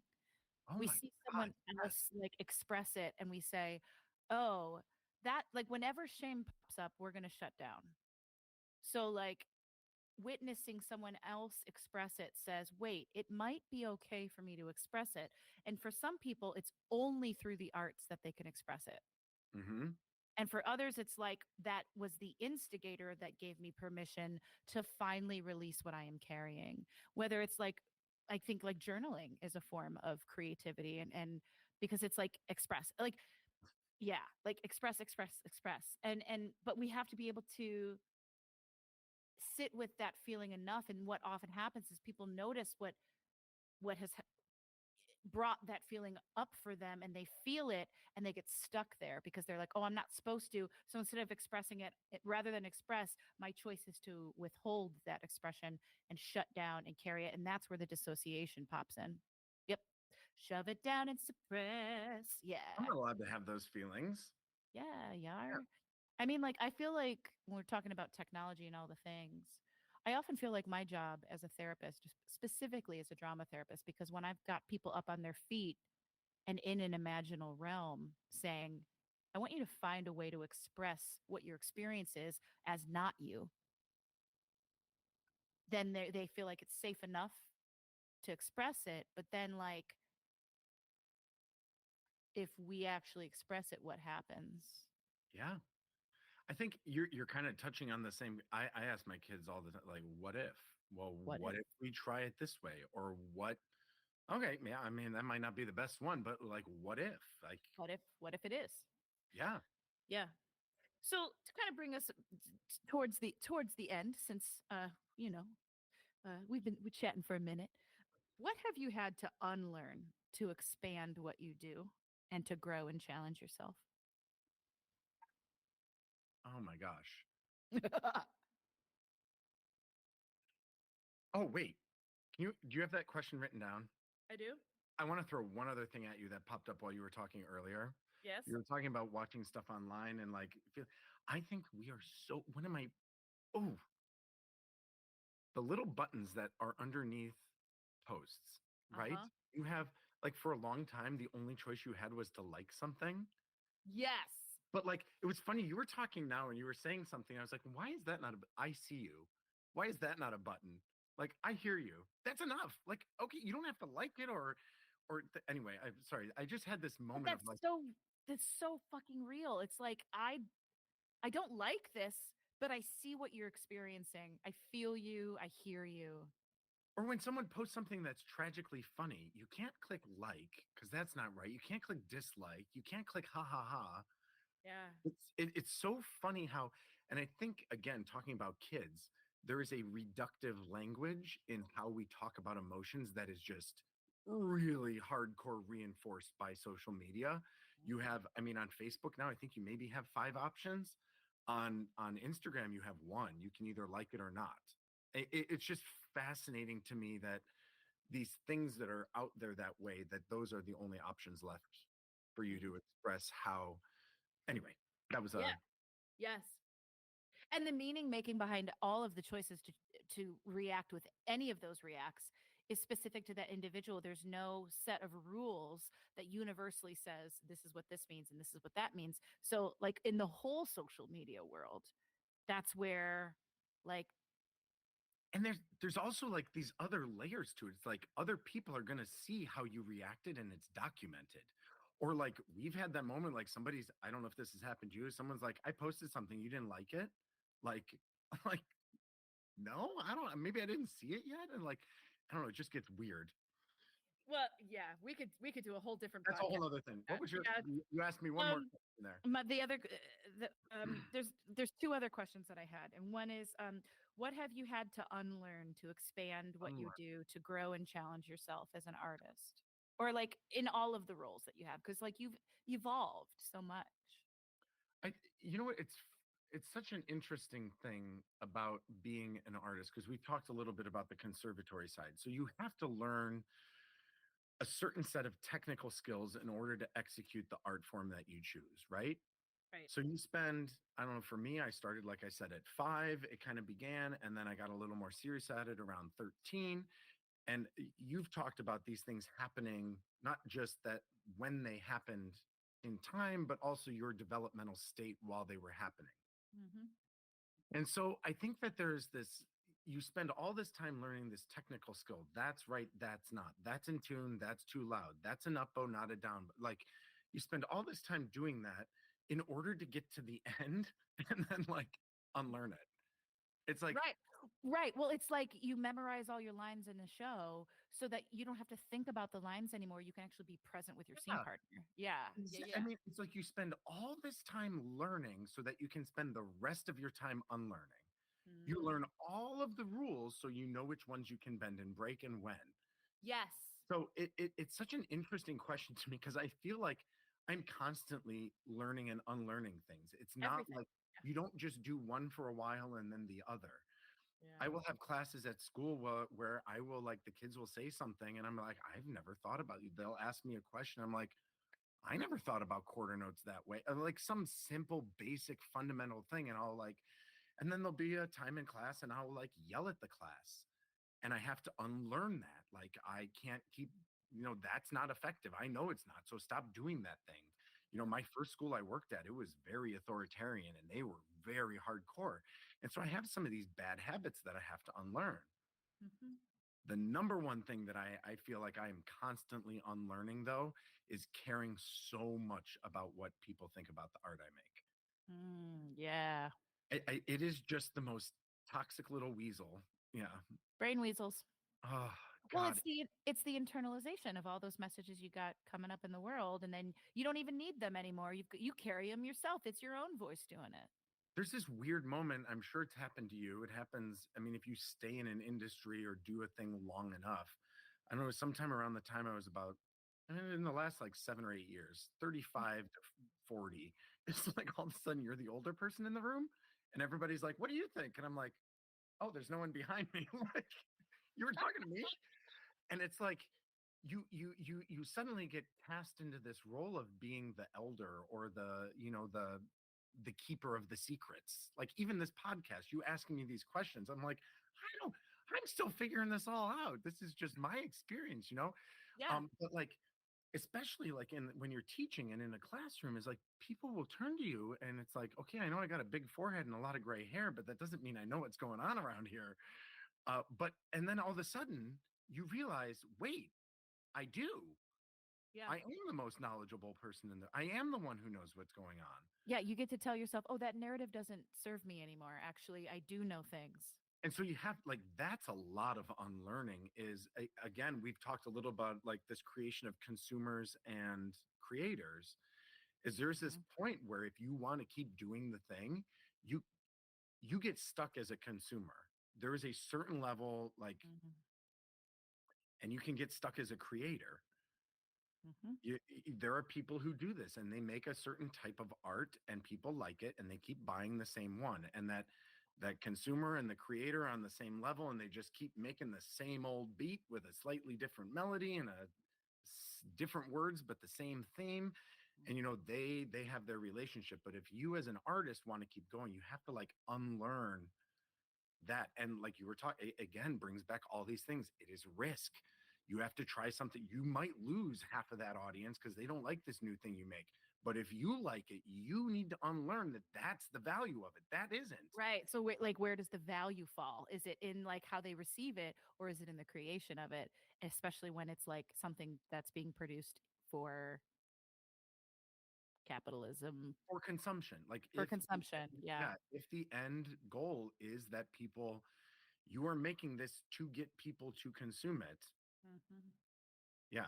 And I've found in my whatever 42 years I've got, all the stuff that I enjoy the most, the stuff that is the most unique, the stuff that everyone else is imitating is stuff that people made for themselves. Oh, 100%. Yes. And Yes. and that saying that imitation is the greatest form of flattery. I mean, like if you make something and other people are like, "Wow, I want to do that thing." You've you've gotten through the risk, you've gotten through the frustration, Mhm. and you just made something that's going to last. Yeah. And that I mean that I think is the highest evolution of an artist. It not that it's famous or everyone knows it, but if you've made a thing and other people want to be part of it or experience it, Mhm. there's your arrival point, or Yeah. that's your waypoint onto the next one. Well, I think like when fame becomes part of the Oof. formula too, I mean, that's a whole different ball of Oh, wax. And I could definitely talk about it because that's like all I've been reading about over the last year. And like, but like, historically, like celebrity and fame, like fame has existed throughout the centuries.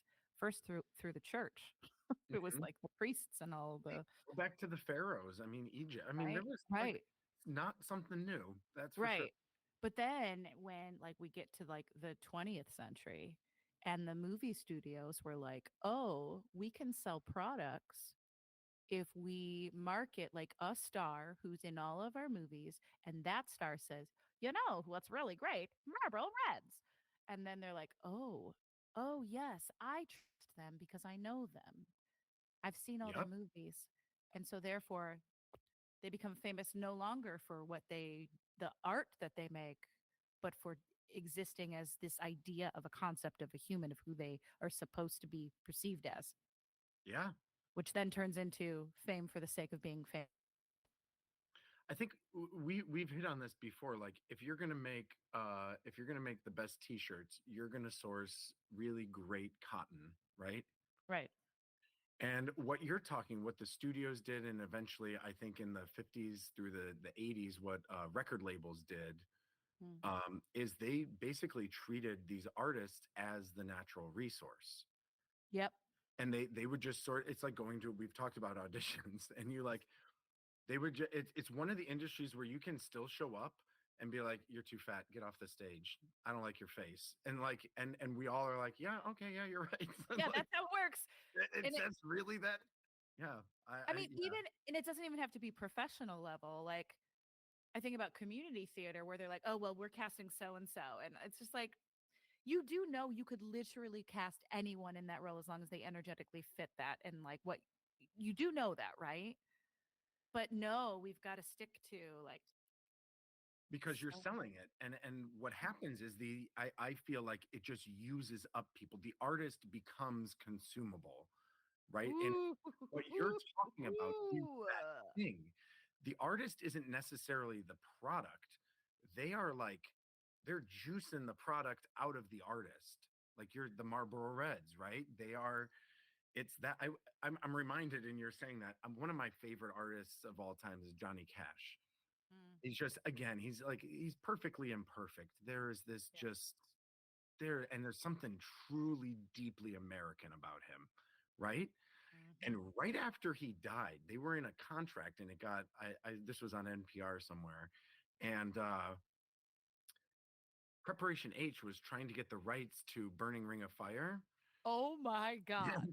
And he died, and so they ended up not allowing this to go through. And I just it was always one of to this day is one of these really profound what that song meant when he wrote it and like what it would have turned his legacy into simply by selling it to make more money off of it is like profound. And also in my head I'm like, what a perfect song. Like, but also it would have ruined it all. It Oh, for like sure. just yeah, it's so funny when the commercial Mm. comes in to snack on the arts, right?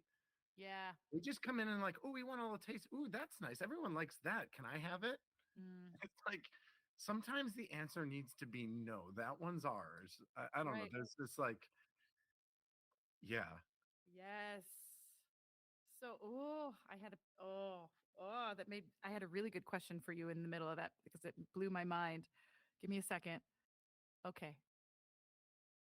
What is the role of legacy in your identity as an artist? I mean, I can speak to myself. This is not something I've talked with other people about, Mm, but I'm trying to kind of amalgamate an answer because it's more than just as an artist. Because I get to experience, because people talk about I get asked at least a few times a week why I don't have kids and if I want kids. okay. I'm only this is a circuitous route to the answer to your question, but I think legacy is really important for artists. It's Mm, like we work our whole lives and we come to some sort of realization that we want to share with the world, and we mm, come with this creative way that we can share it that could last, right? You can write a play, you can create a work of art, a song, you can carry a song in your head and take it wherever you want, right? mm, Um, and so I think the idea of legacy of continuing, like I got this idea, I got to this arrival on this emotion and this struggle, this strife, this conflict, and this is how I deal with it, and I want to pass that on to someone else, and maybe you can do more with it, maybe you can keep that going. And one of the magical things in my life that I get to do is I actually get to teach kids how to do that, right? I Mm. teach them how to use an instrument. I teach them while they're watching me write music and fail and do all these things. That's part of my legacy is me handing that. I've literally taught tens of thousands of kids. If out of that I made five or six that go on to make things that last, I mean, that's I, do you know Jackson Brown? Yeah. Of course, you know Jackson Brown. What a dumb Yeah. question. Uh, ooh, I when do you remember the Pulse nightclub shooting Yeah. in Florida? So the moment that like the day that that happened, I had never heard of Jackson Brown. I didn't know his music, and Okay. I heard the song "For a Dancer," Yeah. and there's this line in it. Do the things that you've been shown. Um, until the and dance until the dance becomes your very own, and I can't remember the lyrics exactly, but scatter your seeds and you'll never know the idea. I'm sorry, I'm really massacring it, but the whole idea of the song is that whatever seeds you cast, you don't know what it's gonna happen to them. And 100%. to me, that's the same thing that happens when you create art. You don't know what it will lead to. You don't know what friendships, you don't know whose Mhm. life you're saving. You don't know, like, I mean, to bring it back to the show we were in together, I would have never guessed in a million years that responding to that classified ad would lead to me. I'm writing an album. I'm teaching in New York City. I'm on a podcast right now. I mean, like, it's you don't know what the legacy is going to be. You just hope that there's going to be something and that it's going to be better than where we are right now. Evolution. You don't, there's another great lyric. You don't have to fix the whole damn thing. You just got to leave it a little bit better. And like, Yes. if you can do that, to me, that is the measure of success. Yep. 100%. Beautifully said, my friend. I The didn't, last I'm just repeating other people's stuff that I love. Well, again, like speaking of legacy, right? So it's like these internalized messages. Like you had teachers that instilled these messages in you for better or worse, and now you're looking to leave things better than you received by giving other messages to others as well, whether it's through your art or whether it's through your education, whether it's through like your performance, like through your words, like and everything. Yeah. Yeah. You too. I mean, I can't say how inspired I am by you. You have been through grief that some people don't, I don't even know that I understand it. And to You don't watch know it till you know it. you don't, and you can't ever know someone else's grief. You can only get a glimpse at it, what they share with you, and even then, you're lucky to scratch the surface. Mm. And I think what you have done is incredible. You humanize grief in this way that it's accessible. It's not scary. It's something that we all have.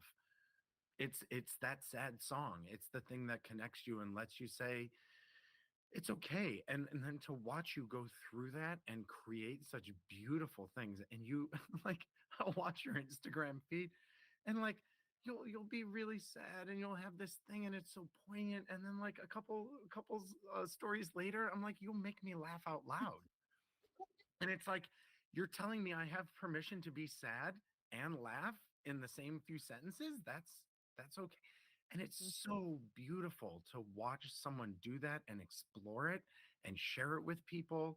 And to me, that is what art is. We are so lucky to get to do that. I And agree. I find you to be an absolute inspiration. You are very You're very kind. I'm gonna do what I used to do to my parents after shows. Oh, but like there's so many. No, instead I just say thank you, Craig. And I'll be a very therapist-y kind of person and say You have thank a you. cat on your microphone. I will. Yeah, my cat's like whacking me in the face with her tail, um, but thank you. I feel seen. I I say feel it seen. I'm going to click the scene button. right. I say it in a very performative voice because it's still a very difficult thing for me to take in. Um, but You're doing thanks. amazing things, and I cannot wait to see where this goes and what you do next. You amaze me. Tap dance classes. Oh, great. It says my Not internet the only connection is one. unstable. Great. Lovely. Well, we're That, just about well, that makes two of us, not the internet connection, me. me too.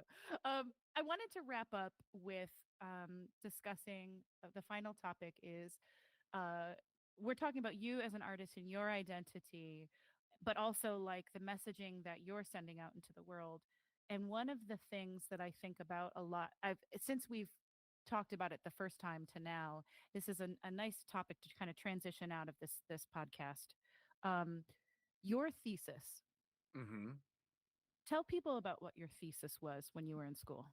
So the title, which basically tells it all, is Factors Affecting Student Motivation and Retention in Performing Ensembles Outside of School. And I know that's a mouthful, but it was very specific. I wanted Gesundheit. I wanted to know, what is it that gets kids to join community orchestras, Hmm. join youth orchestras, and then to stay in there. Yeah. And the thing that was fascinating to me is how much of it came down to feedback. There was Hmm. this thing about the feedback loop and how it ties into all the other things that we've talked about frustration tolerance and failure and mastery and how kids think about themselves. And it turned out it was really, really simple. Feedback needs to be precise. It needs to be really soon after the thing happens, and it needs to be kind. Hmm. And it was pretty much those three things. If someone does something, you either like it, and you don't say good job, right? That doesn't Hmm. do anything for someone. It's like, wow, you really got that F sharp. That was Yes. tough. I see your fingers in the right place. It's very specific. And they Hmm. just did it. But we do this all the time with everything. We give feedback. We are constant feedback creators and consumers. We're Yep. doing it to people on the street. We're doing it to the person in the car next to us on the highway. You're like, you are constantly doing this. And I think that there is something there about how we communicate with each other that the arts lets us do, right? Yep.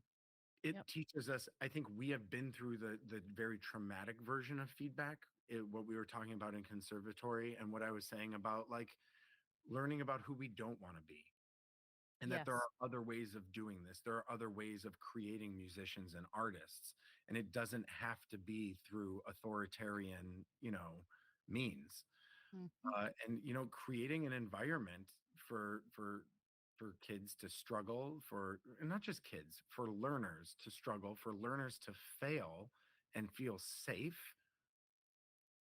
That, I mean, if you can do that, you can kind of do anything.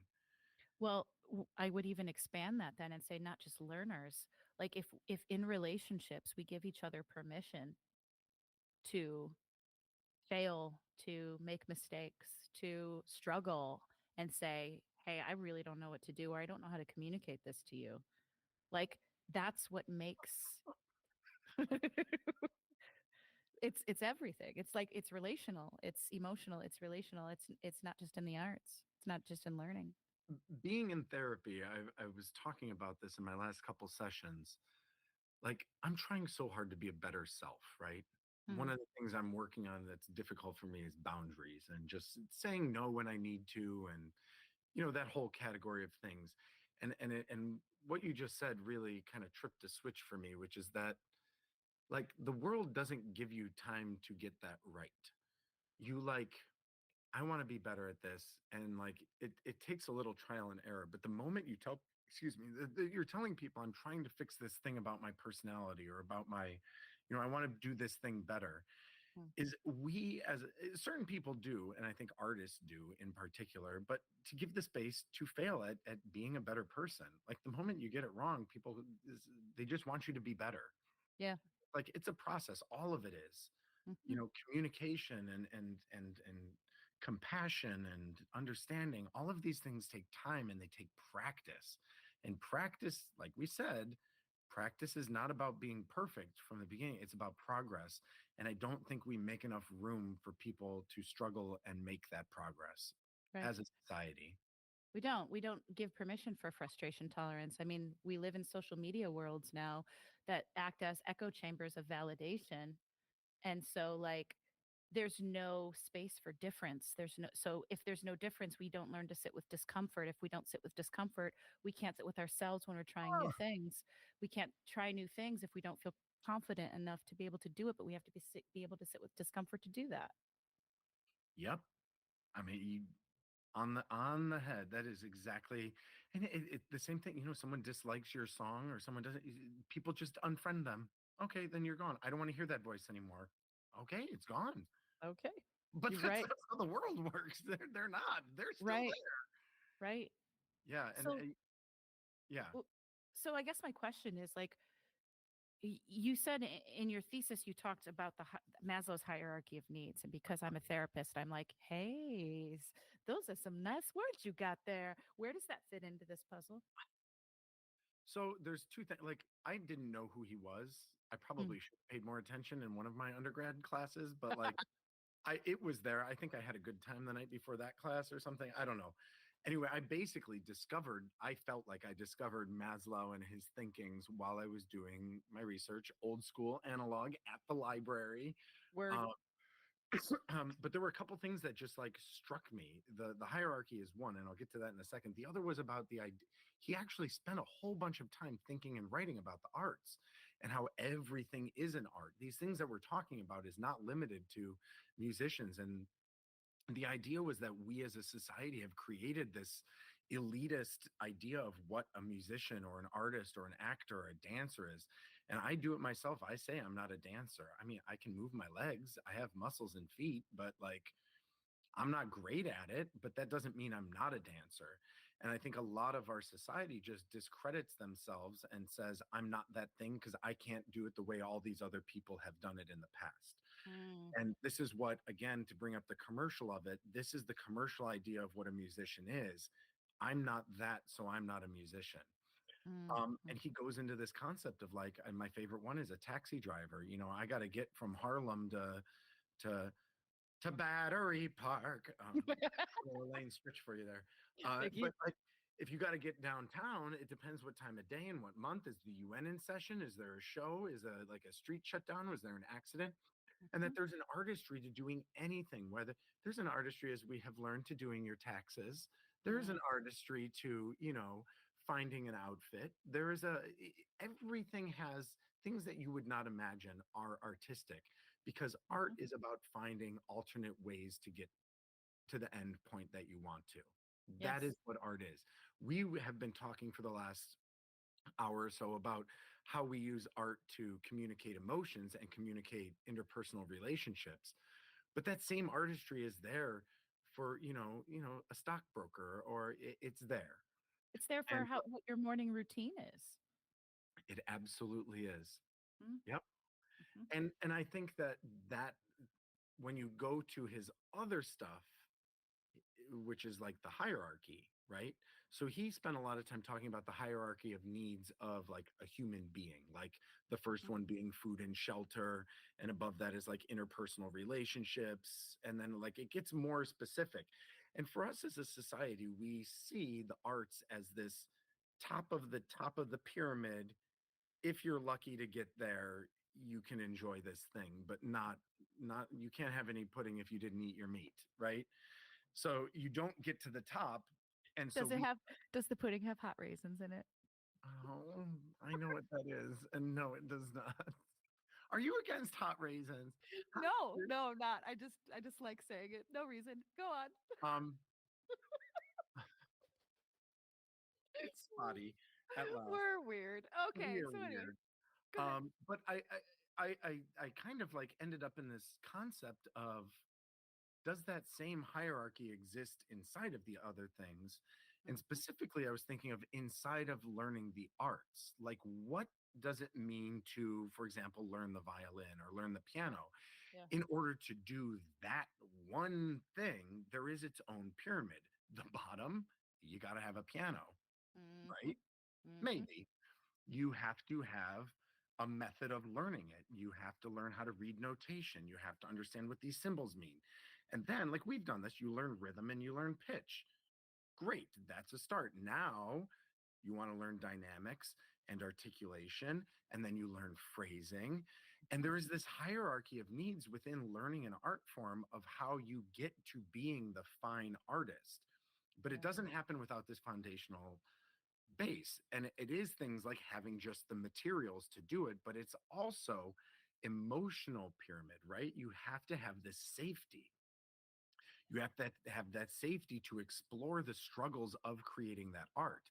You Yes. have to have a teacher, you have to have an environment that allows you to screw up and learn from those mistakes. You can't move sort of to the next level of the pyramid if you keep getting beaten down and you're wrong, that's not right. And that, I mean, there's some crazy people like me who survive that and you go to the next level, right? But if Hmm. you, and that's why I feel in my teaching, it's so important to create access, to create these relationships. Because if you create a good relationship with the learner, you can help them find all these different layers and move. And like the cycles of grief, it's not linear. Sometimes you need more of this, or you need to go. And so within that concept, I mean, my whole project was to figure out why kids join and stay in orchestras and not. But what I ended up learning was this sort of more metacognitive idea of like how we do anything. It's Yeah. all based on this idea of safety. If you Mm. don't have the safety in that area, you're not going to move to the next level of understanding. No. Well, I mean, because all of your energy is like your energy is being spent on survival. So like whether you're in a trauma response and trying to literally survive, so you're in fight, flight, freeze, or fawn.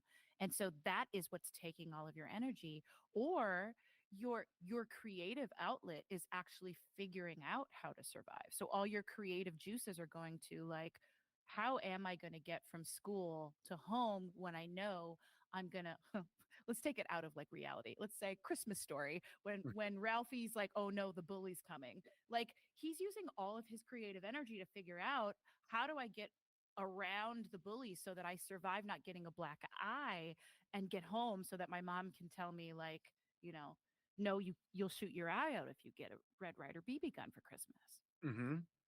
But like if all your energy is being expended to that survival, there's nothing left to create art or to create, but it's still the same functionality within the self.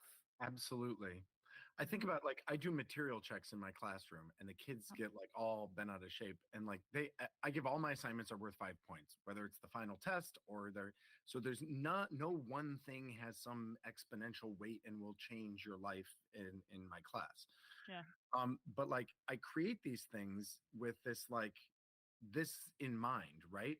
So like Mhm. if a kid doesn't have their instrument, they lose only 1 point. You still have an 80% for the day, Mhm. right? You forgot your music, you lose one more point, you're still passing.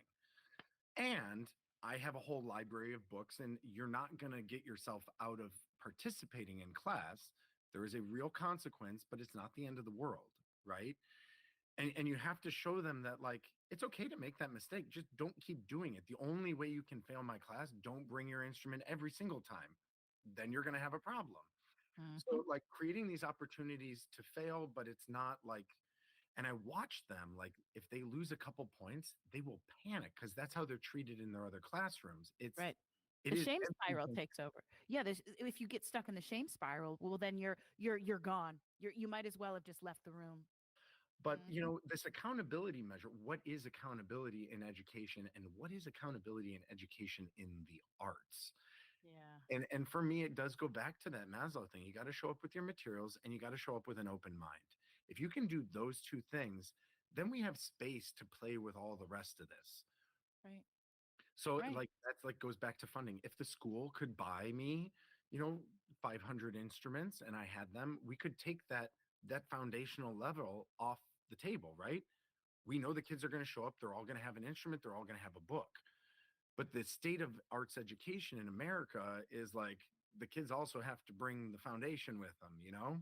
Right. You yeah, So then it becomes like a place of privilege then. It's like, well, ugh, that's as a society as a whole, that's why the arts is all the way up here is mm, because we don't fund it. We don't give it the means that it needs to just exist. right. It's, you've been in enough arts organizations. You can't run an arts organization now. You're not going to get hired if you don't also know how to write grants. Like, Hmm. it's not like people are giving us money to make this stuff, even though the entire, I think, culture loves and appreciates what the arts gives them. Hmm. We're just not necessarily ready to say, yeah, I'm going to fund that, even though I'm not entirely sure what we're making. I know that it's worthwhile. Yeah. It's that the abstractness of it that a lot of people just aren't prepared to support. The ambiguity of risk. Yep, there she is again. There she is again, rearing her beautiful, beautiful head. Hmm. Because, like, again, like, it's about, like, risk is ambiguity, it's uncertainty, it's instability. And because we cannot tolerate instability, we will choose these rigid, stable, Oh man, oh, right you are. All blah. these little quotes up around my classroom, and there's one in it, and it's about navigating uncertainty. I think it's Dr. Seuss or something. It's like, "For I'm not afraid because I'm still learning how to sail my ship." Mhm, Something along these lines. Like, I'm not scared of the waves because I'm still learning. And if you can say, I don't know how to do this yet, that's okay. mhm. And knowing like I have a community that'll back me up and help me figure it out instead of laughing at me or saying you got it wrong or I told you so. Yep. Right. It's like building that community, building that kindness in people. I think it's why I loved Mr. Rogers. It's like Oh my gosh, yeah. you're not going to get it right, but you know what? Be kind to yourself, be kind to each other. And if you can start there, there's a lot of stuff you're going to be able to do. Yes. Mm. Well, that feels like a really great place for us to end our conversation today. Craig, thank you so much for being on the podcast. The pleasure is absolutely mine. I love what you're doing. I love talking about this stuff with someone else who loves talking about it. Love it. Go on for days. I seriously, I'm like, oh my God, we can talk about this. So where can people find where can people find your music? How do they find out about performances of yours or your students' performances? We didn't Um, even mention the fact that your students performed at the Apollo. yeah, they performed twice at the. This year we might get to perform at the Shed. They've moved the event. We were my kids were one of the first. I had the very first group perform about 15 years ago at Roundabout Theater Company. We were the very first middle school to perform live in a Broadway theater. Oh, Um, I've amazing. had my kids performed for the Manhattan Borough Arts Festival. We were selected, and my middle school kids performed alongside high school of the performing arts and LaGuardia. I mean, we were one of the only middle schools chosen to do this. Yeah, they amaze me. Oh my God, my kids are incredible. I love it. You can find me on all the socials. I'm Craig Klonowski. It's just my name. It's Okay. me. And my new I have an album, as I mentioned, coming out. I have 5 singles. I've been doing the drip release, trying to get people to figure out who I am. My last single, "Heard of It," just came out on January 1st. The album right now, the title is "Come Back Year." I've got 12 tracks. I released the first one the week of my birthday last year, and my goal is to release the album a little bit later this year. It explores my journey through struggle and strife, and there's a little bit of silly funniness on there from it's all mixed in there together. And Yeah, if you follow me on socials, you'll see everything that is going on in my life. Open book. Awesome. Open book. Thank you, Craig. You're the Thanks bestest. again. You are the best.